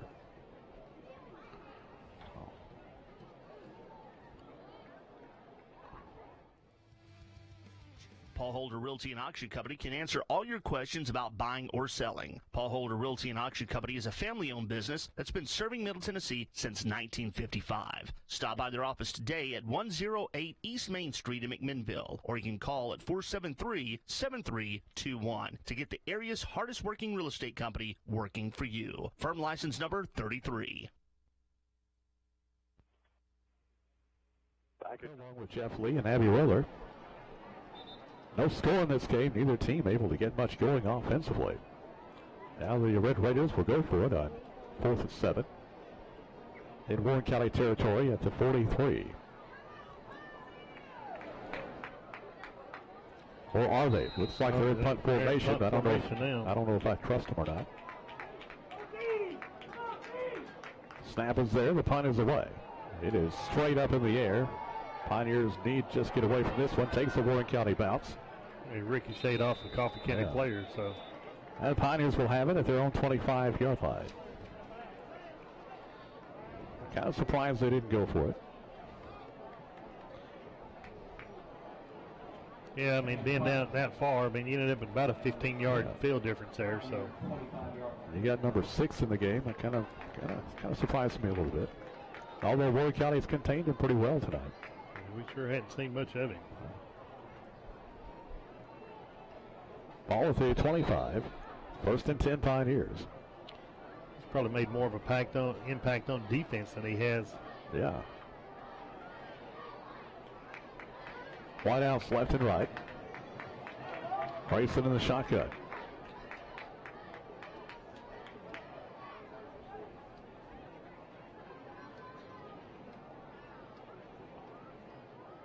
Now Grayson takes the snap. On the option, going to keep it. Running room to the 30, to the 35. And taken down out of bounds at around the 38-yard line. First down, Pioneers. They ran that speed option, and they'll park him out of bounds at the 36. Well, let's see. No, 38-yard line. First and 10, Pioneers. That might be what they're going to have to do, is keep it in the hands of the quarterback, let him work his magic. Yeah. Coffee County had that play defensed well, but Grayson broke the tackle there at the line. And he's elusive. From the 38, first and 10, Warren County. They come with 3 receivers to the near side, 1 to the far side. Grayson wants to throw. Pass is going to be caught at the 45-yard line in Raider territory. That is McCall Turner making the catch. That's another first down for the Pioneers. That's the offense we've seen last week. Yeah. 7th first down of the game for the Pioneers. No score. We're in the third quarter with 3:57 left to play. 2 receivers to the right side, 1 left. Grayson in the shotgun. Takes the snap. Rolls to the near side. Now throws. It is going to be caught by Velasquez at the 40-yard line. Gain of 5. It'll be second down. Gain of 5 on completion. 3.5 minutes left to play in the third period. Been a quick game. Well, it's been mostly running the ball. Yeah. 2nd and 5 for Warren County at the Raider 40. 2 receivers left, 1 right. Grayson in the shotgun. Grayson rolling left. Looking. Throwing down the field. It is going to be caught by Collins. No, he dropped and they're going to say he dropped it. He did. Inside the 10-yard line. Had it for an instant. Yeah.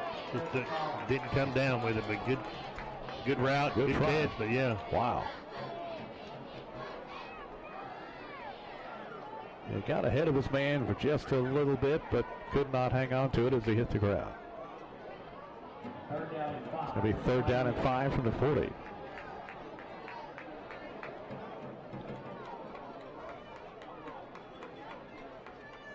And Collins never could bring it in. 3rd and 5 for the Pioneers from the Raider 40. 3 receivers to the far side. Grayson in the shotgun. Grayson taking the snap. Turns it upfield. And he will go down short of the first down at the 38-yard line. I think his offensive line wasn't prepared for that because Stewart, his guy bounced off him and made the tackle. And Grayson was a little slow to get up, but he's up. It's going to be 4th and 3 from the 38. Pioneers are going to go for it. 4th and 3, Pioneers.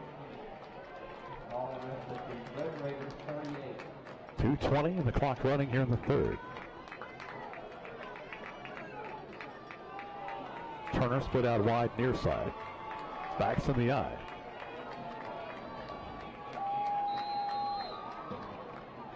Now timeout is going to be asked for by the Pioneers. 2 minutes, 5 seconds to go with timeout. Still no score. We'll be right back. David Mason Simpson with DM Simpson Realtors and Auctioneers, reminding you to call the friendly folks selling Middle Tennessee and beyond for any of your real estate or auction needs. Buyers or sellers can find us on the internet at dmsimpson.com or Facebook. Drop in and visit with us at 303 West Main Street in McMinnville or give us a call at 473-LAND, firm number 5279.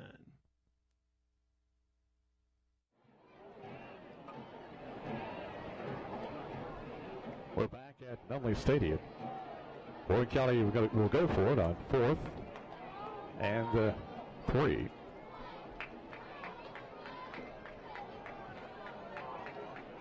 Let's see what they come with. Backs in the I formation. Turner split out wide near side. Grayson under center. Grayson going to keep it. Now pitches. It is caught by Rabideau. He fumbles the football and is picked up by Coffee County. That's going to be a It forward was a pass. forward pass, an illegal forward pass. He pitched, but it was forward, and he was past the line of scrimmage. Yeah.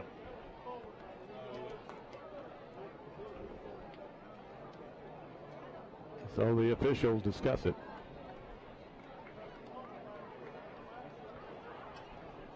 But I think Coffee County came up with the football. They should take the penalty because that'll put the ball even better field position.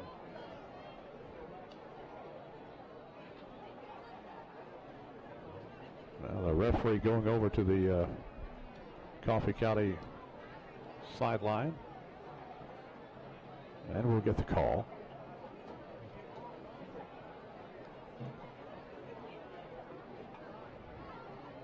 The indication is face mask.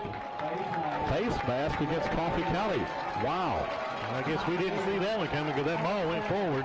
That's the first down. Oh, goodness. Okay. I thought it was an illegal forward pass. Maybe he wasn't past the line of scrimmage. Might have to look at that one again. But Warren County keeps it. Let's take a look at that. Yeah, can't really tell from that angle. First and 10 Pioneers from the Raider 33-yard line.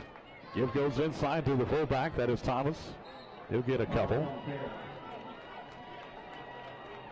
That nose guard's looking for that play now. He's getting off the center's block pretty quick, waiting on Thomas. Not much there. Second down 9 from just inside the 33.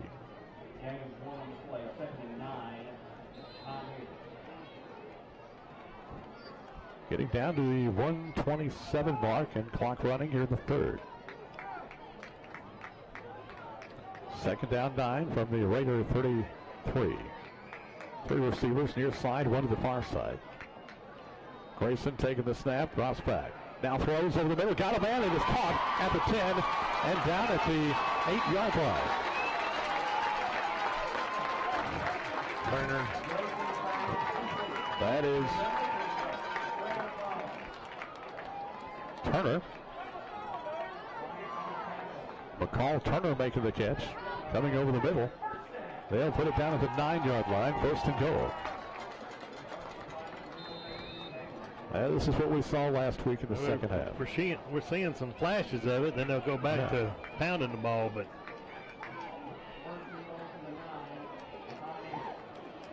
now Grayson under center, wideouts left and right, and Pioneers, have they burned their final timeout?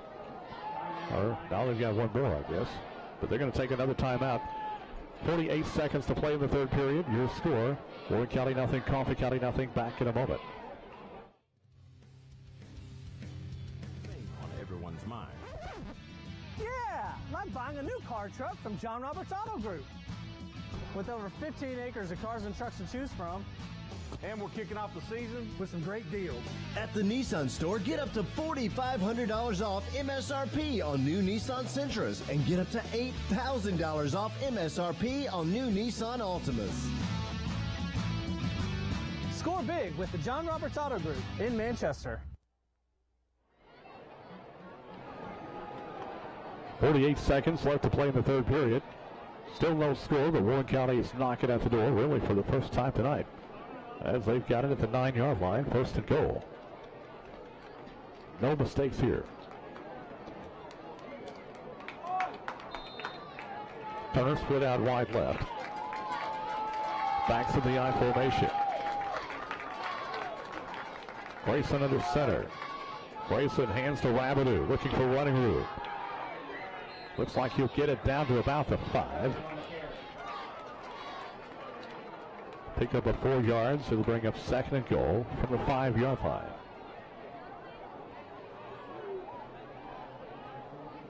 .30 seconds left to play in the quarter.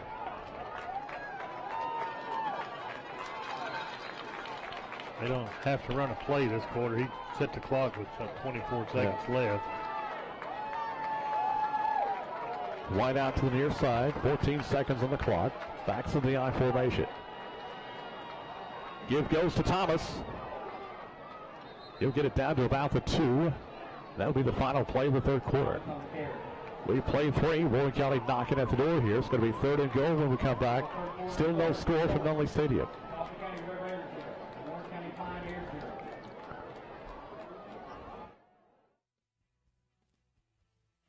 And surrounding counties.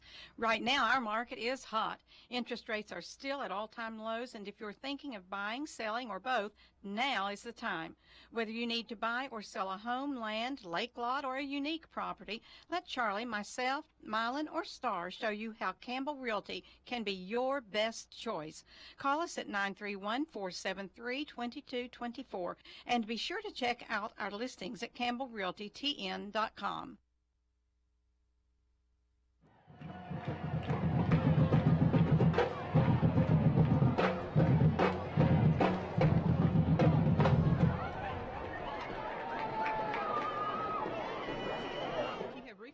Recently, it is possible to refinance again and save money and or years off your mortgage with rates being below 4%. Let the FMB mortgage team of Jane Ann Pryor, Jewel Walker, and Alex Guthrie lead you through a seamless process.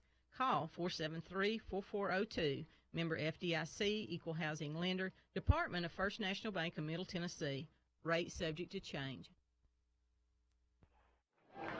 Warren County will have it. 3rd and goal from the 2-yard line. No score in this game. Pioneers trying to get the first points on the board. They come with the I formation. No wideouts. Grayson under center. Grayson hands to Thomas. Thomas to the end zone. Touchdown Pioneers. He's been the workhorse on this carry, so good job. DeAndre Thomas, the fullback. Able to get to the end zone from 2 yards out. And the Pioneers are on the board. Now Moore in to attempt the extra point.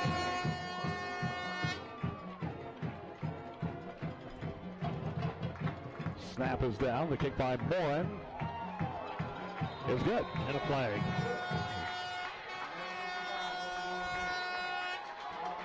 Looks like we did have a flag. We get the indication.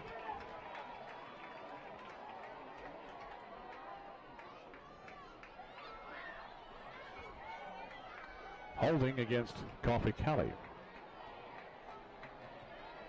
Warren County on the board, 11:55 to go in the game. Your score, Warren County 7, Coffee County nothing. We'll be right back. There's only one thing on everyone's mind. Yeah, like buying a new car truck from John Roberts Auto Group.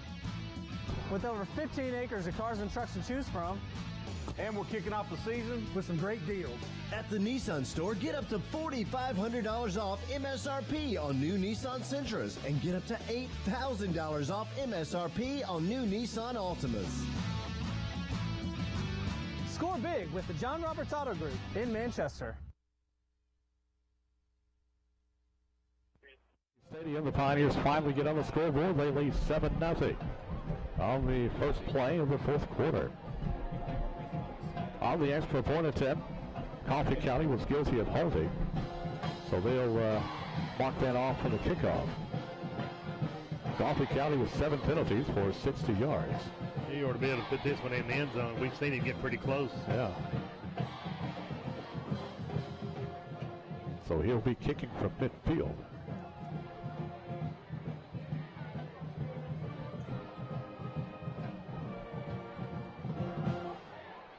He should be able to kick this one deep.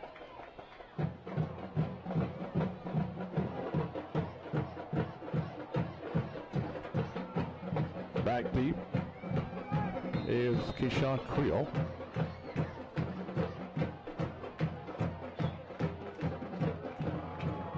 And this will go through the end zone. So a touchback. Raiders will have it first and 10 from their own 20. Warren County leading 7-0. Scoreless for 3 quarters. Warren County scores in the first play of the 4th. Finally got on the board there, so our defense can continue to shut them down, maybe hang on to this one. Winner of this game will likely go to Bradley, I guess. So far this half, Coffee County's had 2 possessions. Both of them 3 and out. And they've got 4 yards offense, so. Prater taking the snap, quick pass is going to be caught out to the 25-yard line. That is McGee making the catch. Gain of 5. And it'll be 2nd down and 5 for the Raiders.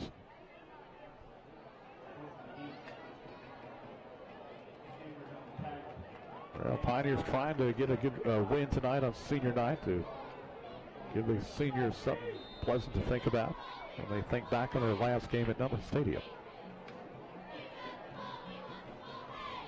2 receivers left, 1 right. Prater in the shotgun. Prater takes the snap, hands it off straight up the middle. Quick opener right there for Hayden Skipper. First time we've seen him today. Yeah. That's a first down for the Raiders, only their 3rd first down of the game. 1st and 10 from their own 35. 2 receivers left, 1 right. Prater in the shotgun, getting the play in.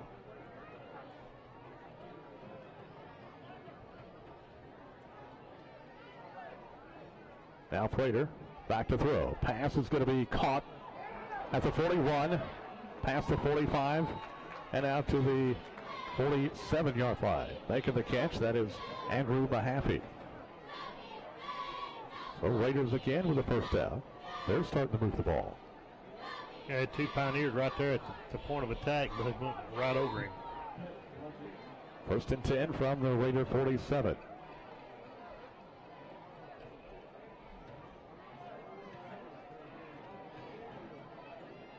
Prater taking the snap, hands it off, nothing doing. Here come the Pioneers converging. That's going to be a loss in the play. Back to the 44. Not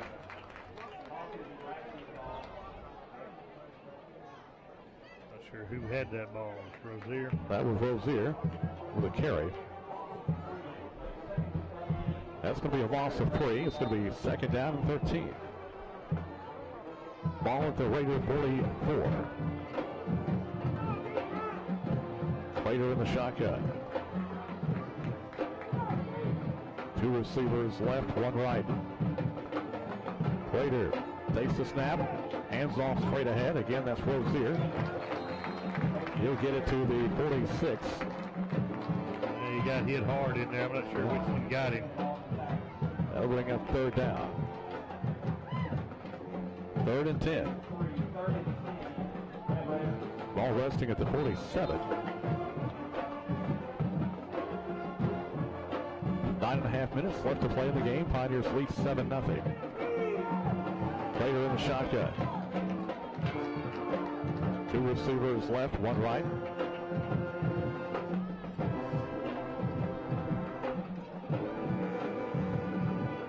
Now Prater getting the play in. He takes the snap, drops back to throw. Pass over the middle. It's going to be caught at the 40 and down at the 35-yard line. That is Creel making the catch. Man, he got right in there and missed it. Pioneers missed a tackle. And so on 3rd and long, they convert. They've got it at the Pioneer 35. All of a sudden, we've got some offense going.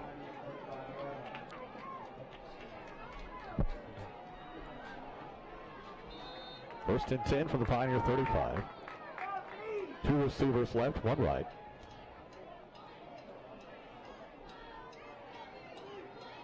Prater taking the snap. He's going to keep it. He'll get a couple. Down close to the 30, about the 32-yard line. That'll bring him 2nd down. 2nd and 6. From the 32. 8:28 to go in the game. Pioneers lead 7-0, but the Raiders are moving with the football. Two receivers left, one right.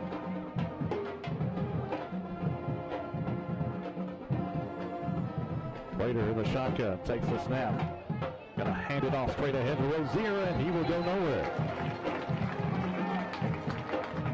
Loss on the play. It'll be 3rd down and 8. Ball resting at the 33. Hunter Hawkins got in there and made a good tackle. Just under 8 minutes to play in the game. Pioneers 7, Raiders nothing. 3rd down and 8 for the Red Raiders. They come with 2 receivers to the near side, 1 to the far side. Now 3 receivers to the right, 2 to the left. Prater taking the snap, cross back. Running.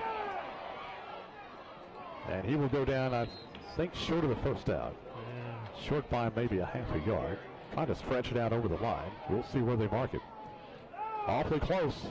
Yeah, they're going to... 4th down and inches. 4th and inches. Very manageable for the Red Raiders. 7 minutes left to play.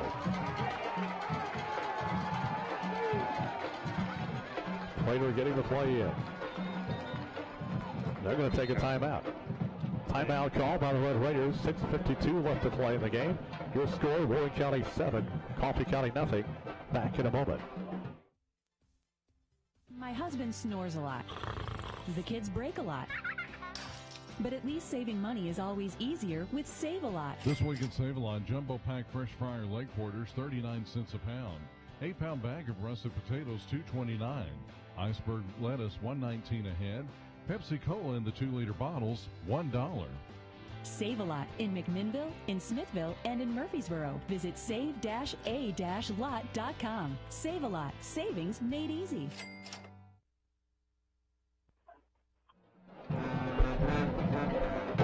We are back. Coffee County will have it 4th and inches from the 25-yard line. You know, some teams are just strictly shotgun teams, and when you got 4th and inches and you're working out of the shotgun, to me, you should be under center trying to get a few. Yeah. Prater in the shotgun. Now it's going to be Taylor taking the snap.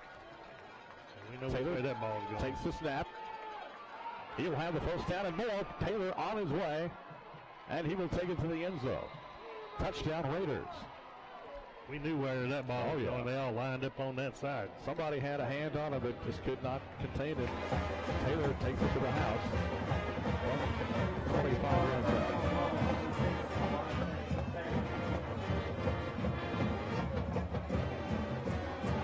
That's with 6:43 to go.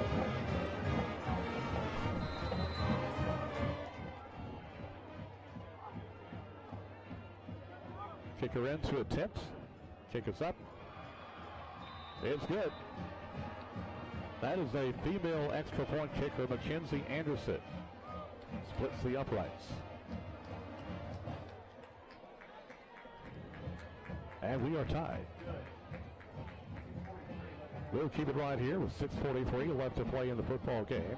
All tied up 7 apiece. Yeah, that when they shifted over, moved the 2 running backs over on that left side, and Alante got in the shotgun there. Everybody here knew which way that was going to go, and we just couldn't stop him. While we've got a moment, we mentioned the soccer team has made it to the region. And Abby, who's on the soccer team and our sideline reporter, where do you play next? We're traveling to McMinn County Tuesday, which is really far. Yeah, that is Athens. What time you play?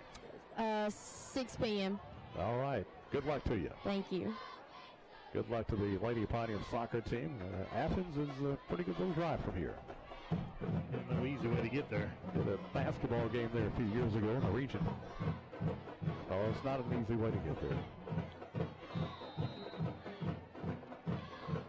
Pablo Sands in to kick it off. 6:43 left to play in the game. We're all tied up. This kick will be going through the end zone for a touchback.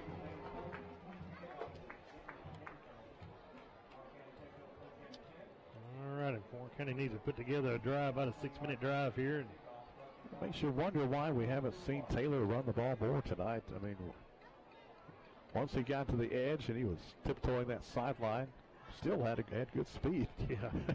Running on his tiptoes, but he still had good speed. Yeah, I don't understand it. The two long runs he's had, he's made tremendous plays on them. And for some reason, they're not. First and 10 Pioneers from their own 20.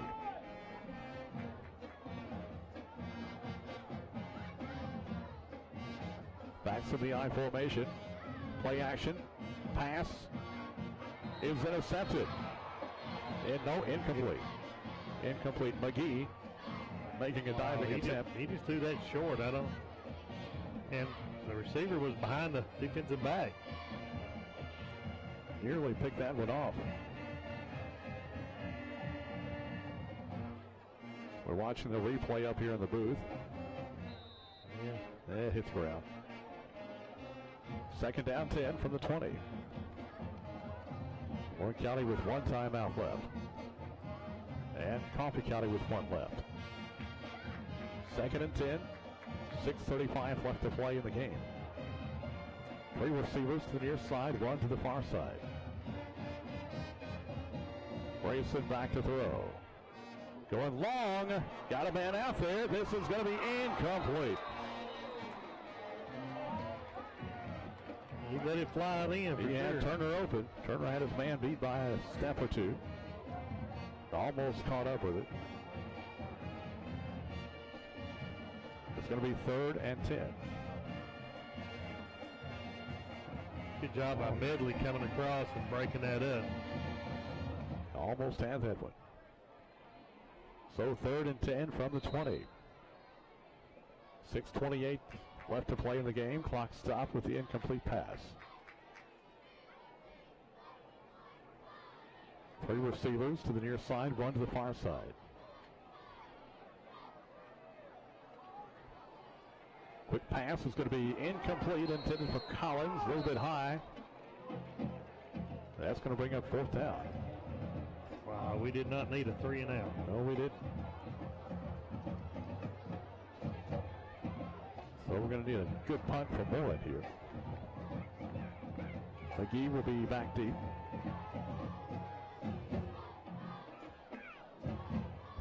Moreland will be standing at his own 8-yard line.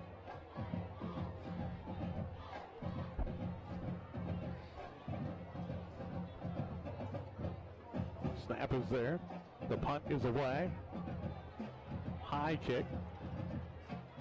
And we'll go out of bounds. It'll be good field position for the Red Raiders. They will have the ball at the 48-yard line. Wow. Not a very good punt then. 1st and 10 Raiders with excellent field position. We'll see where they put the ball down. It'll be the 49-yard line of the Pioneers. 6:17 left to play in regulation. They're all tied 7-7.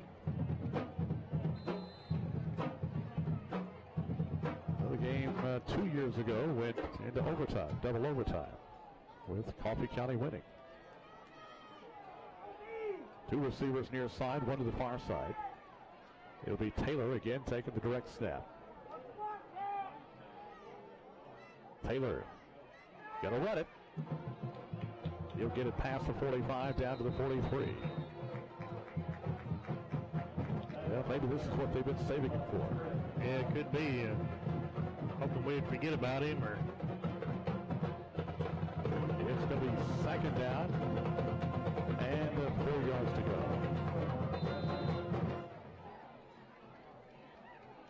Two receivers to the right, one left. Plater in the shotgun.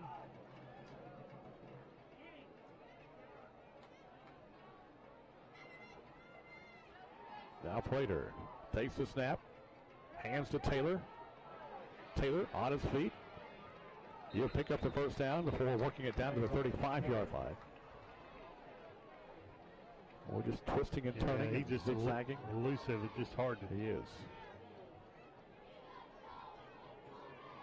He's just one of those elite football players. You got to be if you're going to play at the University of Tennessee or anywhere in the SEC. First and 10 from the Pioneer 35. Prater again getting the play called in. Clock down to 5:16. Prater takes the snap. Hands it off to Rozier, nothing doing. Well, Rozier's not having much luck. He sure hasn't, man. He'll lose a couple. Back to the 37. It's going to be 2nd and 12.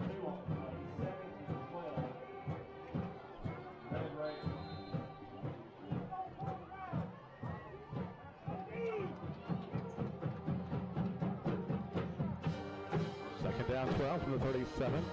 Two receivers near side, one to the far side. And it'll be Taylor taking the snap. Taylor takes the snap, climb the far side, climbs to get outside and does. He will step out of bounds.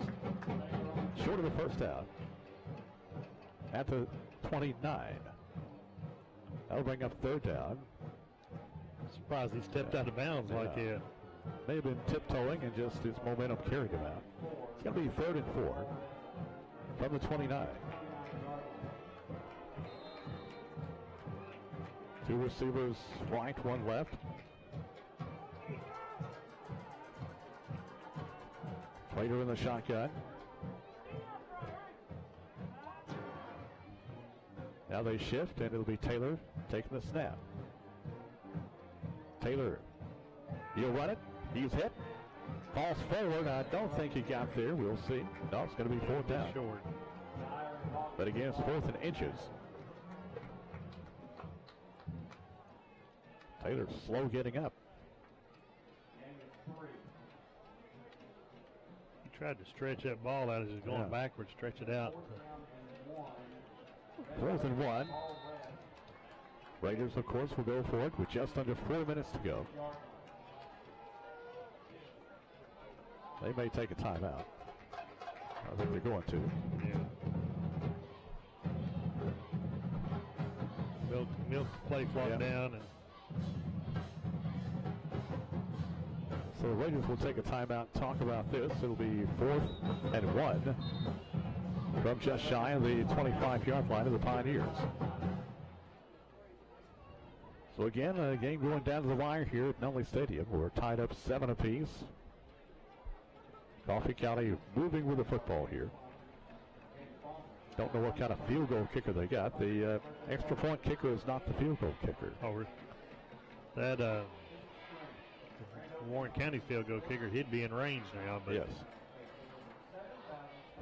This game could come down to a field goal. You never know. So it'll be 4th and 1 for the Red Raiders. We're going to keep it right here. Next Friday night, we're going to Murfreesboro, first of 2 straight trips to the borough. We'll visit Siegel High School. Warren County has never played Siegel in football. We've scrimmaged them there a couple of times. Scrimmaged them a lot of times and had workout days with them. But never in an official football game. Here we go, 4th and 1. Bet I know who's getting the football. I could guess. Prater in the shotgun, they shift. And it'll be Taylor under center. Taylor's going to sneak it. And I don't know. He's got it. Looks like he's going to have it. He didn't have to do much. He didn't have it at first, though.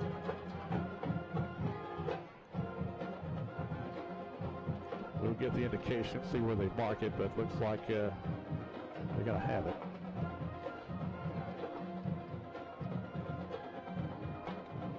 They're going to measure. Wow.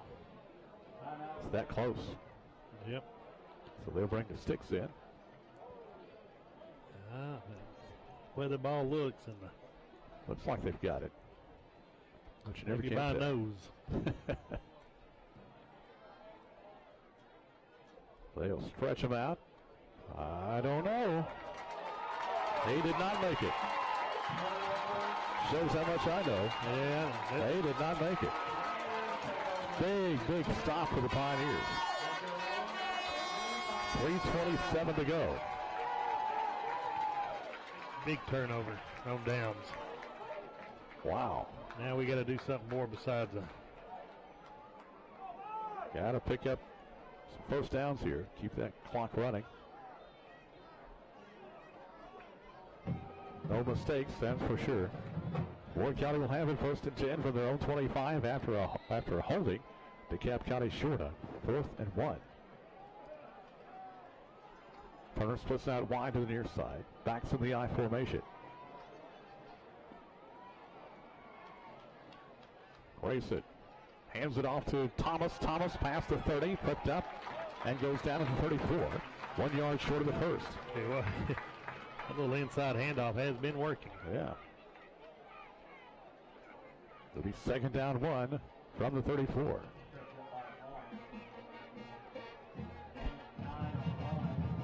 Coffee County is out of timeouts. They cannot stop the clock. That is the first down. I thought it was a little short, but it's the first down. 1st and 10 Pioneers, 3:07 to go in the game. All tied up. On play action. Here comes Grayson running, trying to get to the edge. 40, 45, still on his feet. 50, 45 to the 40, 35, and down at the 32-yard line. He all comes loose, and the Raiders have got it. They're going to. I think the ground caused that, but well, they're going to give it to Coffee County. There's no replay in high school football. Got a Raider shaken up.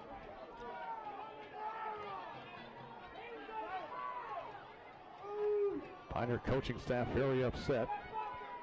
We're watching the replay up in the booth here.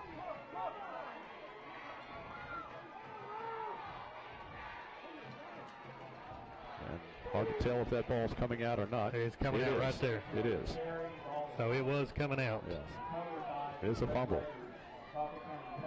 Ball at the 28-yard line. Had a 48-yard run, fumbled at the end. Raiders will have it at their own 28.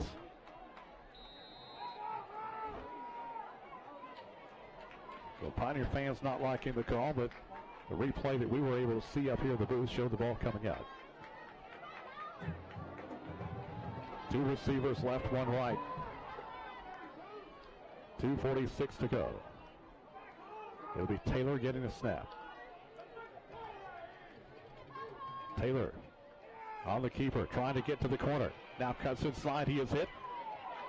Nicely done by the Pioneers. Good job, Pioneers. There's K-Ron coming over there to make a hit. He'll only get about a yard. It'll be 2nd down and 9. 2:27 to go, clock running. We're tied up 7-7.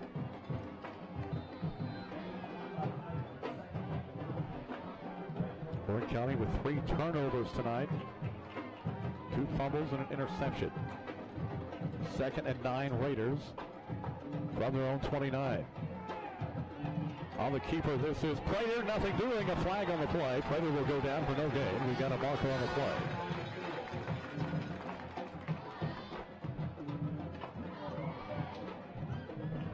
Getting down to the 2-minute mark.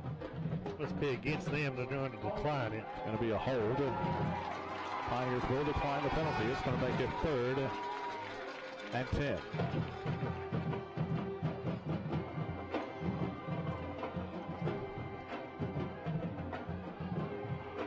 Third down and 10. Raiders will have it.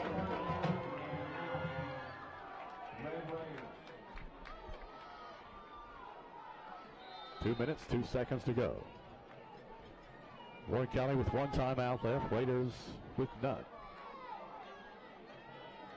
Got a guard against a big play right here. 3rd and long has always been a hard play for us. Takes the snap, drops back to throw. Pass is going to be incomplete. Hit the receiver and the pads that just he couldn't hang on to it. Trace Bryant, the intended receiver, is going to be fourth down. He almost picked that off. Had his defensive back right there. So now Sands in to punt. Warren County with another chance. 1:41 to go. Be nice if we could get a good return right here. We're tied up 7-7. Snap is there. The punt is away. The fair catch called for and made by Velasquez at the 40. Well, that's not the worst thing. No. Good field position for the Pioneers. 1:33 to go and one timeout remaining. Field goal kicker who's been pretty reliable. Yeah, pretty good leg. So the biggest thing in 1:33, if Pioneers can move it, 30, 40 yards downfield. They hadn't been able to. K-Ron's kind of holding that left wrist or left hand. He had jammed a finger earlier in the game. All right, tied up 7-7. We'll see what the Pioneers can do with 1:33 remaining. Two receivers right, one left. Grayson in the shotgun. Grayson takes the snap on the option. He's going to go down. That was a good lose. Yeah, good defense played by Coffee County there. They had somebody for the pitch man, had somebody for the quarterback, and he didn't have anywhere to go. Nathaniel Horn got back there to make this quarterback sack. He'll lose 5. It's going to be second down 15. Clock running, 1:10 on the clock. Here in regulation. Like I say, Pioneers, they don't get any urgency to. They don't have a 2-minute offense. No, they don't. Looks like we're going for overtime. 3 receivers to the near side, 1 to the far side. Grayson in the shotgun. Grayson. Quick pass to the outside, caught by Collins to the 40, to the 45, and then pushed out of bounds. That'll stop the clock, and it will be 3rd and 5. After having over 130 yards receiving last week, that was his first catch tonight. 3rd down and 5 from the Pioneer 45. 41 seconds left to play in regulation.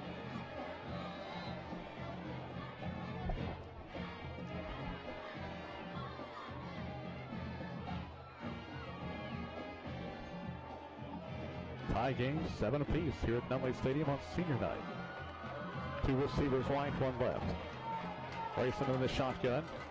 They're showing blitz. Grayson taking the snap. Rolling to the right side. Grayson, he's going to run it. Gets to midfield. First down, Pioneers. Just past that first down marker over on the far side. He steps out of bounds at the Coffee County 49. 10th first down of the game for the Pioneers. 33 seconds left to play. Pioneers still have a timeout too, so yep. Probably going to need another 15 yards, I think, before we can even get near 15 or 20. 3 receivers to the near side. Grayson loses the football. It's on the ground. It's going to be fallen on by Rabideau. And the Pioneers are going to take a timeout. Grayson unable to hold on to that snap. They've been some center and quarterback exchange problems all year, and especially how Grayson goes in there and raises the center up. And 25 seconds left to play. The Pioneers will have it at their own 44-yard line. It'll be second down and 16. That's the final timeout for the Pioneers, as we could be looking at overtime here, barring some kind of big play by the Pioneers. Free football. Well, went into overtime with this bunch 2 years ago. Warren County lost it in overtime, trying to get the 2-point conversion in overtime. Coming up just short.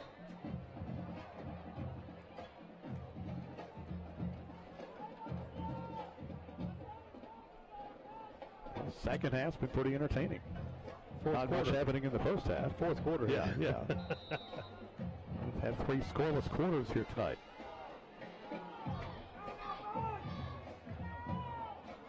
2nd and 17.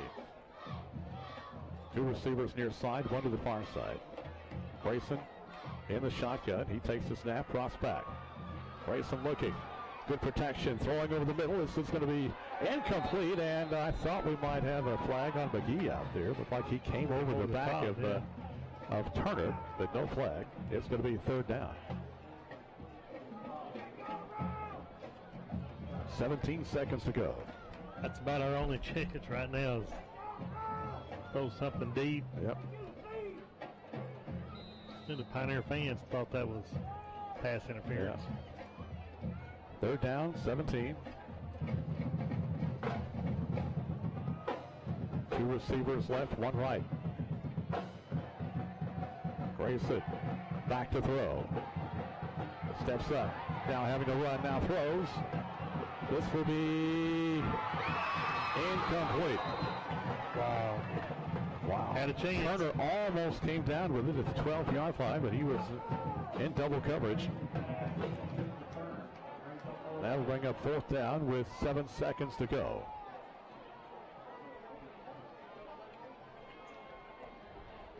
He had a chance for it. Well, looks like the Pioneers may try to come up with a little trick here in the final 7 seconds. Well, now here comes Moore.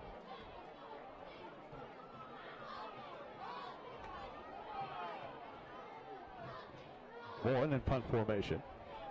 Man, that's about all you can do. If you don't get it, clock will stop. Then they can throw a Hail Mary down. Yeah. Of course, those Hail Marys never work. We know that. No. Moore into punt. They're going to come after it. Maybe not.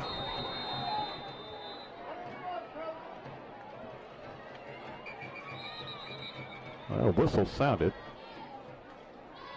Pioneers guilty of delay a game.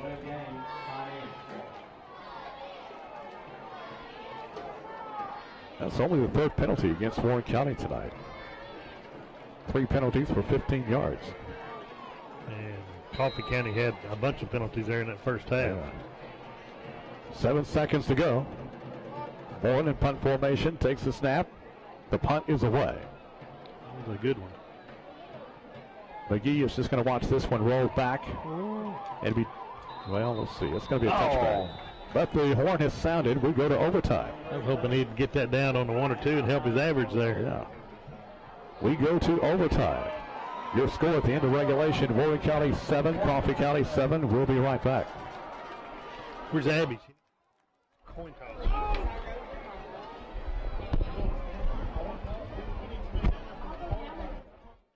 By recommending a program that's just right for you. Find an activity that is fun and healthy, and remember to warm up before any vigorous exercise. You'll love the way you feel. This is an important health tip brought to you by St. Thomas River Park, where nothing shall be impossible.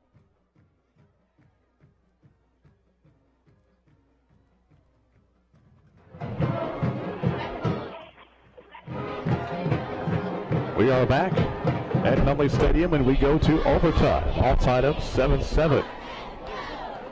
Free football. Yep. Warren County with 3 turnovers tonight. And they've been costly. Well, each team will have the ball at the 10-yard line, if I'm not mistaken, for high school rules.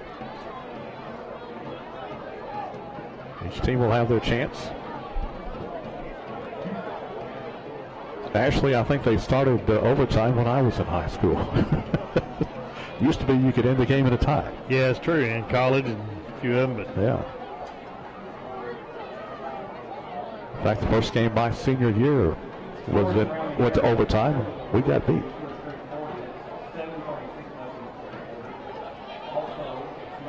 So the captains will go to midfield for a coin toss to see who's going to go on defense first. That's what you want to do. You want to go on defense first in overtime, if you can. We got well versed on overtime last weekend watching the Balls game. Oh, yeah. What a game that was.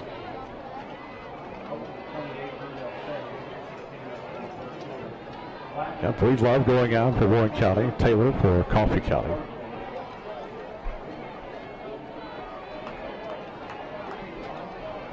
So the captains getting their instructions and explanation from the referee on how overtime is going to work.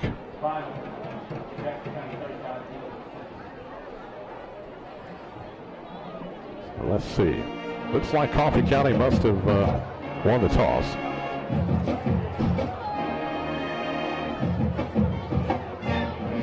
Well, Coffee County apparently wants the ball first. That was surprising. Yeah, I guess they want to go down into the end. The indication was Coffee County would have the ball first. And if that's the decision, that's a little bit surprising. They're going to play at the south end zone, south end of the field.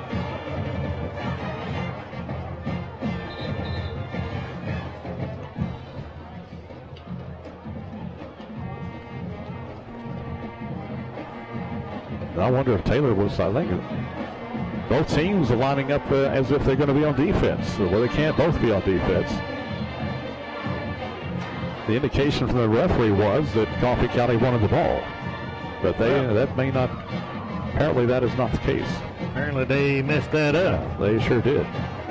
So Coffee County will be on defense first. I wondered about that. Going back to the old Jerome Bettis coin flip. Warren County will have the ball first in overtime. Starting from the 10-yard line.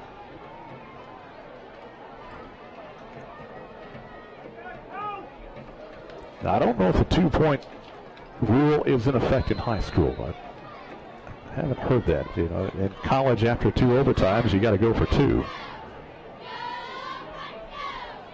Warren County with 2 receivers to the near side. Backs in the I formation. Grayson under center. Grayson. Play action. Grayson's running it to the 10, and he'll go nowhere. And there's a flag on the play. That's a horse collar. Yeah.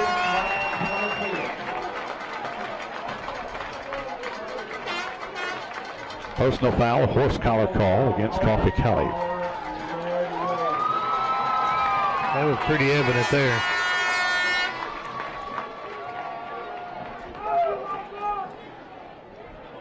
So the first and goal from the 5 after the penalty.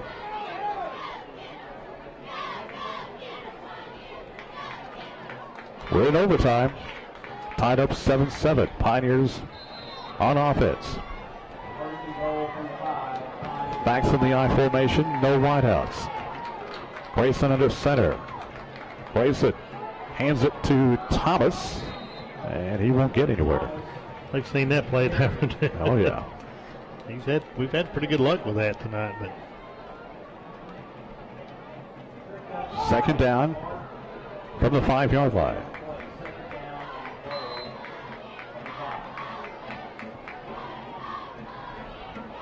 Now Warren County to the line. Again, backs in the eye. Grayson under center. Hands to the tailback, Rabidou. He'll get maybe a yard. He's thrown back. Wow. All right, it's going to be third down for Warren County from the 4-yard line. They can, of course, kick a field goal, but then you've got to hold Coffee to a field goal.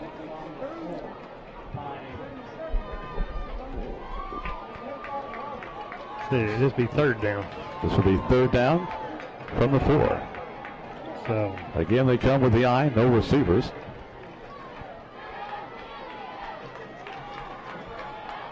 Play action. This is Grayson in trouble. Grayson to the 5, and he'll go out of bounds inside the 5. He got about 15 more yards than I thought he would after running back that far. And he is slow to get up over there. Here comes Jacob Morin. Pioneers are held to 3 points if he can convert. Isaiah walking kind of gingerly coming off the field.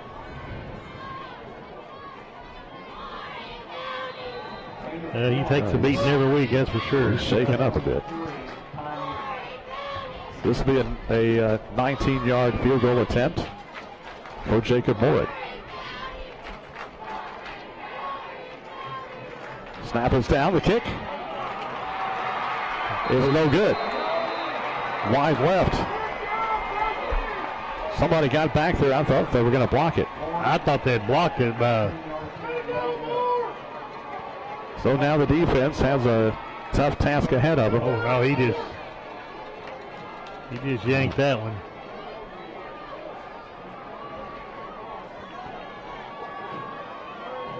So Warren County unsuccessful in the first overtime.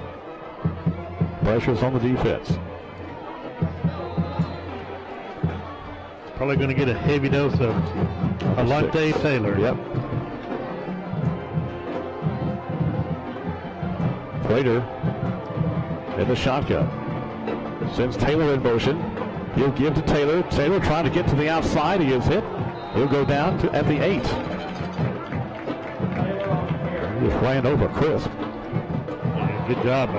But good job by the Pioneer defense. Bringing that one out. Wow. They'll mark him at the 9. Second down.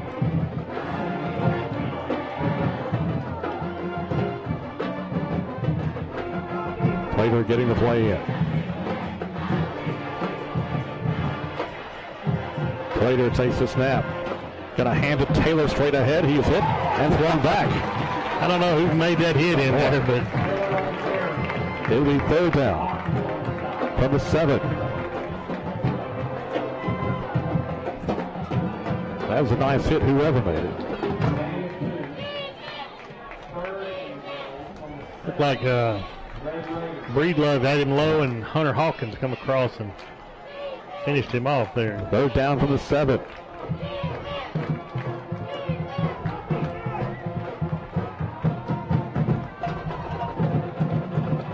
Prater in the shotgun. Now they shift. It's going to be Taylor taking the snap. Taylor's going to keep it. Tries to get to the corner. He is hit. Nothing doing. He'll go down to 7-yard line. So fourth down for Coffee County. They'll get their kicking team in. It'll be Pablo Sands to attempt the game-winning field goal.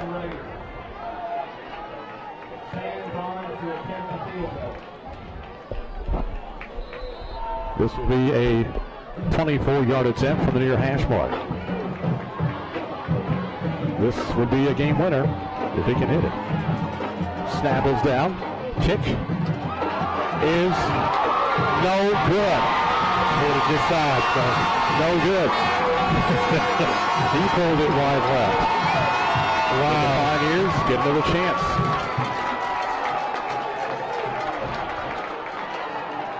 So both teams come up short on the field goal attempts in the first overtime. Let's see if the Pioneers can go on defense this time.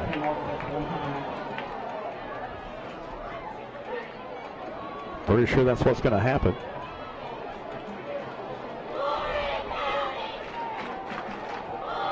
All right, if you are not here at Nunley Stadium, you're missing a good one here. Didn't look like it's going to be that way for 3 quarters. It sure didn't. This has gotten pretty exciting as we're in a double overtime. This is how it ought to be between neighboring counties.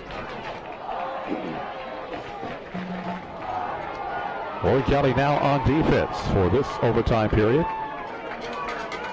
Pioneers late getting some players in on defense. Now Prater in the shotgun, takes the snap, drops back to throw. Prater, he's going to run it. Got some running room. He'll get it down inside the 5. Ball comes loose. Warren County is coming out with it. They'll have it at the 9-yard line. They're going to call him down. They are going to call him down, I think. Well, let's see. Well, maybe not. I think one was this guy. Yeah, he was going to call him down, but I don't think he was down. Velasquez picked up the loose ball. Pioneers have got it now.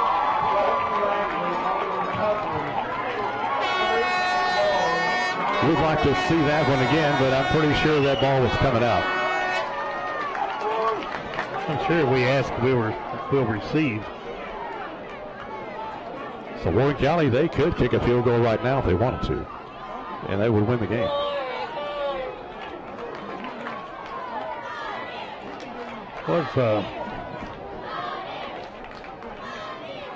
Warren County will have it on offense. All they have to do is score. They come with that stack high offense.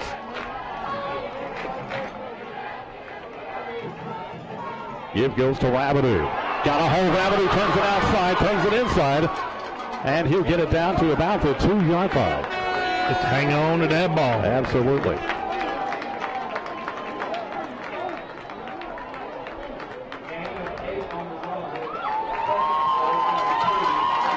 It'll be 2nd and goal from the 3-yard line.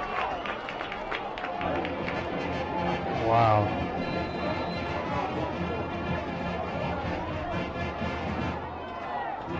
Grayson under center, backs in the I formation. Look for Thomas, fullback here. Grayson hands to Thomas. Thomas to the end zone. Touchdown Pioneers. Game over. Yeah. Warren County gets it in the end zone. And the Pioneers win it 13-7.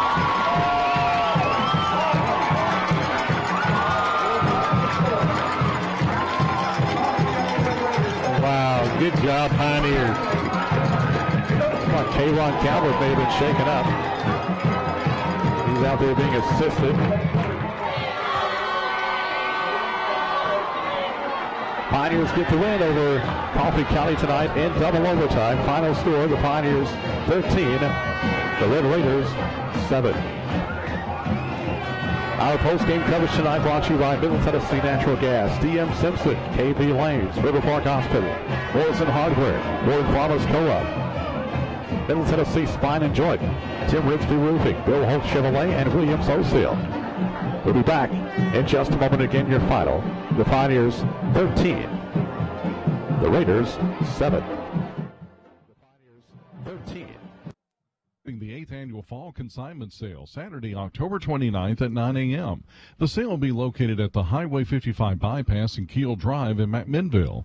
Farm, nursery, and construction equipment of all types will be up for bid. John Deere and International tractors, livestock and lowboy trailers, hay balers, and many more. Accepting consignments from Wednesday, October 26th through Friday, October 28th. Absolutely no consignments the day of the sale. That's Saturday, October 29th at 9 a.m. on the Highway 55 bypass and Keel Drive, firm number 4968. Fall has arrived, and so has the fabulous fall fashions at Tiger Lily Boutique. We are your premier boutique in Warren County, offering trendy and on-point fashions, as well as the latest home decor and gifts. Tiger Lily is proud to announce that we offer exclusive lines like Eliza Dean, Home Tea, Others Follow, White Crow, and Bed Stew. We also offer boho bags and the Southern Firefly candles made in Nashville. Caitlin and Catherine invite you all to come in and check out the latest in fall fashion and home decor at 1007 Smithville Highway in McMinnville. Also visit our booth at the Bell Buckle Craft Show on October 15th and 16th. Did you know that you don't have to be a farmer or a member to shop at Warren Farmers Co-op? Co-op offers quality products and services for all types of people. Pet owners, horse enthusiasts, gardeners, home and auto owners, also hunters, and anyone else who enjoys the rural lifestyle. Come by 1839 South Chancery Street in McMinnville and see what the Co-op has to offer you. Their hours are 7 to 5 weekdays and 7 to noon Saturday. Call 668-4151. You'll always be welcome at Warren Farmers Co-op, your hometown store. Hear that? Of course not, because a dead car battery doesn't make a sound. You know who does make sound? Your daughter. And if you miss her big game, she'll make plenty of angry, high-pitched sounds. Better head to your neighborhood Advance Auto Parts. We offer free battery testing, a 3-year replacement warranty on our Platinum batteries, and free installation from one of our parts pros. Advance Auto Parts. Let's get you back on the road. Most vehicles, most locations. See store for details. Visit them at 627 North Chancery Street, McMinnville.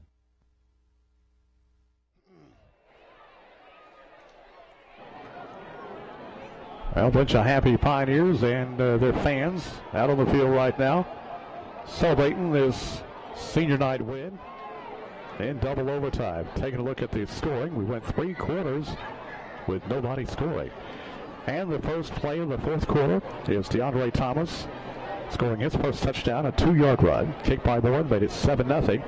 The Red Raiders would come back on their ensuing possession. And with 6:43 to go in the fourth quarter, it is Alante Taylor taking it in from 25 yards out. Kicked by Anderson, made it 7-7. And that's all the scoring we could do in regulation. Warren County would get the ball first in the first overtime. Could not get it in the end zone. And Moore misfired on a field goal attempt. Coffee County would get it. They could not score. And Sands would misfire on his field goal attempt. Coffee County would get the ball in the second overtime period. And the ball carrier was unable to, he was about to be stopped at about the 2-yard line. The ball came out. Velasquez recovered for the Pioneers, and so the Pioneers would get it.